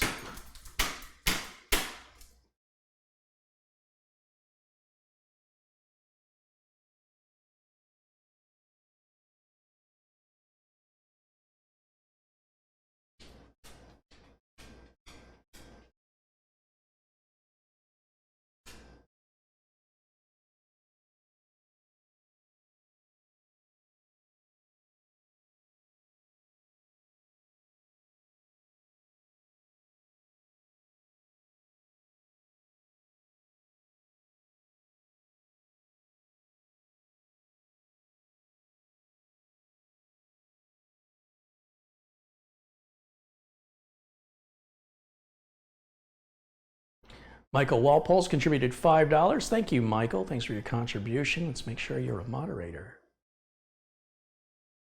Google Docs. Yeah, that was what I was trying. That was the name of the word processor from Google I was trying to think of. Earlier, we were talking about that. Reverend John O'Toole says, I'm going to shoot 2 veterans parades this weekend. Maybe you want to choose your choice of words a little differently. Anytime you put the word shoot in veterans, I think you want to say film or record. Yeah, that last person I'd want to shoot is a veteran. I'm pretty sure they're going to shoot back. And they'll probably be more on target than I will be.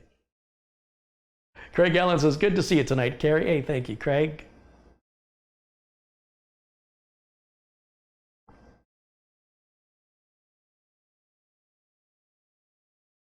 You recommend installing all the motherboard drivers. Windows 10 does that for you automatically.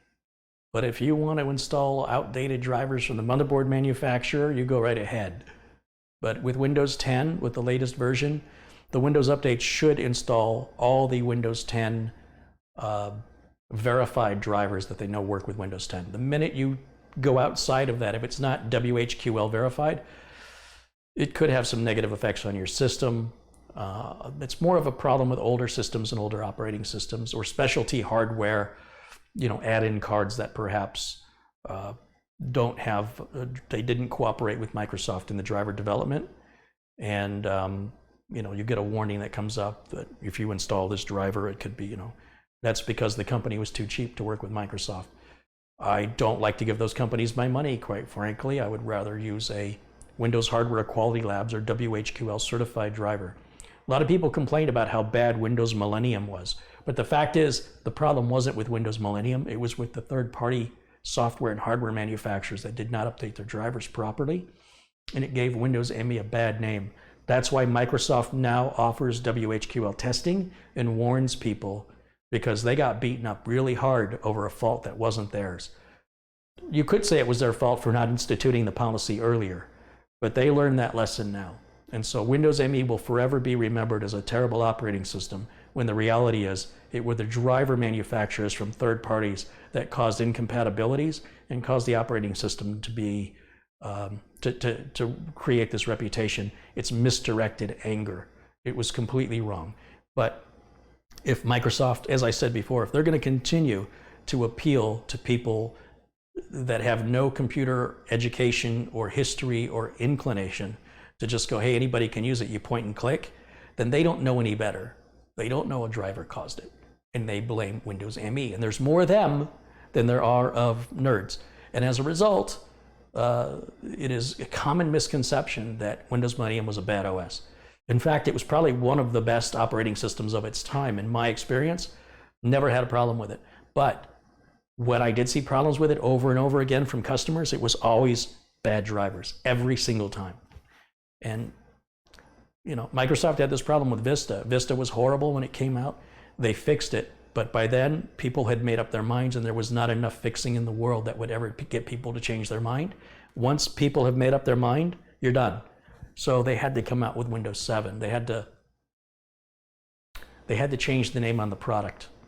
People are simple-minded that way. The general public is very simple-minded.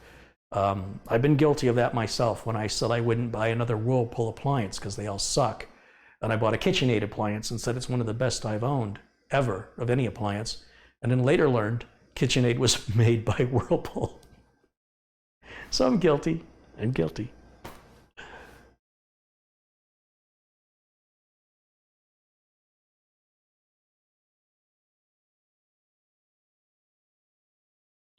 In the chat room, there's a little correction there with drivers. Yes, you can get the latest WHQL certified drivers for your graphics card, but if you want the newest drivers that support the latest AAA titles from NVIDIA or AMD, you want to go directly to NVIDIA or AMD to get those. Don't go to the card manufacturer. Don't go to MSI, don't go to Gigabyte, don't go to Asus. Go directly to NVIDIA or AMD to get the updated video card drivers. You're not going to get those latest drivers through Windows Update, but you will get the latest Windows certified driver on the Windows Update server. So it's not that it's not going to work. You still don't have to install drivers, but it would be in your best interest with a video card, if you're playing the latest AAA titles, to get the latest driver that is optimized for those. That's why they release new drivers. Usually when new games come out, the drivers come out, or when new hardware comes out, like new graphics card versions. But more than likely, when you see NVIDIA updates their drivers, it's because they added some optimization for whatever latest game just came out. So if you're not playing that latest game, it's really not important to you. That being said, it wouldn't hurt you to have it either. Obviously, on this build, we have no discrete graphics card, so everything coming through the Windows Update server is dead on exactly what we need. You've seen how fast the machine can run. What's it going to take to make you happy? What am I fixing here? I don't understand.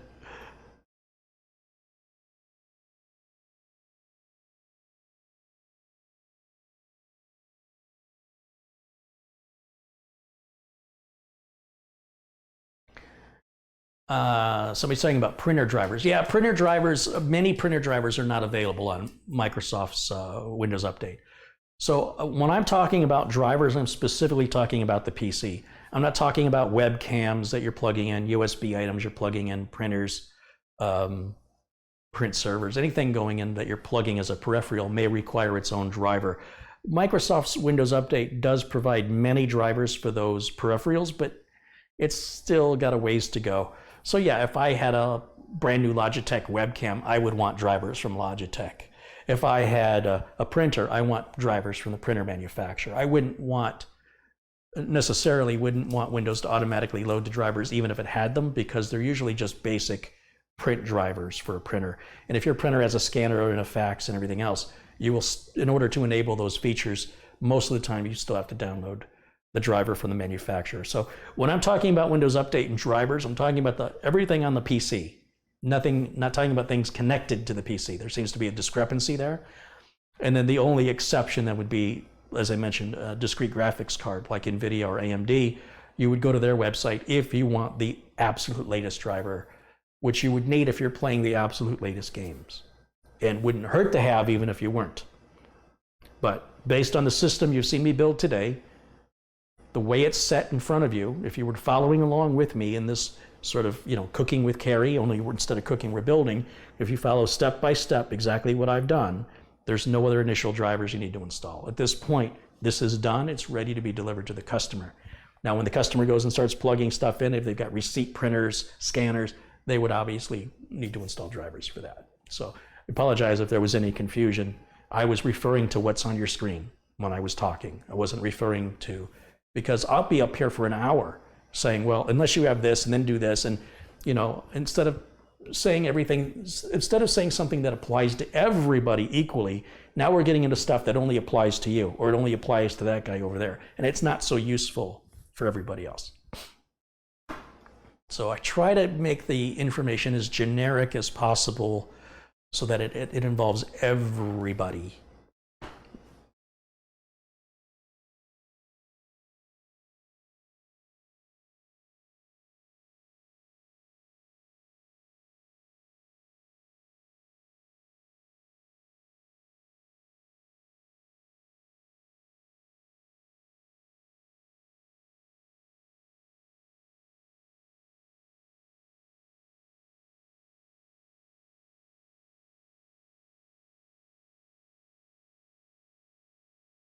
All right, I'm not seeing any more questions, so I think that's going to go ahead and wrap it up for us today. Thank you guys so much for joining me. It was a pleasure having you here, and I appreciate you hanging out with me while I do the build. And I think the customer is going to be very, very happy with this. Once again, I want to give a shout out to Lake, Hickory, Scuba, and Marina. Lake, Hickory, Scuba, and Marina, specifically to the owner Tim and his son that run the place. And if you're ever in Taylorsville, North Carolina, check them out. I've got a link to their video channel and their website in the video notes below the video. All the parts used in this build are also in the video description. Those are all links going to Amazon. And I'll warn you, those may not be the best prices for some of those parts, but they are Amazon links, because if you make any purchase from Amazon using any of my links, I make a small commission. And I'm not telling you that that you should spend more for something so I get a commission. Absolutely not. But if you buy anything from Amazon and you use one of my random Amazon links for any part to take you to Amazon, and then while you're at the Amazon website, you type in a search to find something else that you want to buy, I make a commission on that because it was my link that took you there. So that being said, it's another way to show your support. It doesn't cost you anything extra. You're still going to pay the same price you always paid. The only difference is I make a small commission, and those do, as I mentioned, they do add up. Anyway, so my thanks, of course, both to Tim at Lake Hickory, Scuba, and Marina. My thanks to all of my Blue Men group here, my wrenches in the chat. Thank you for keeping it civil. Thank you for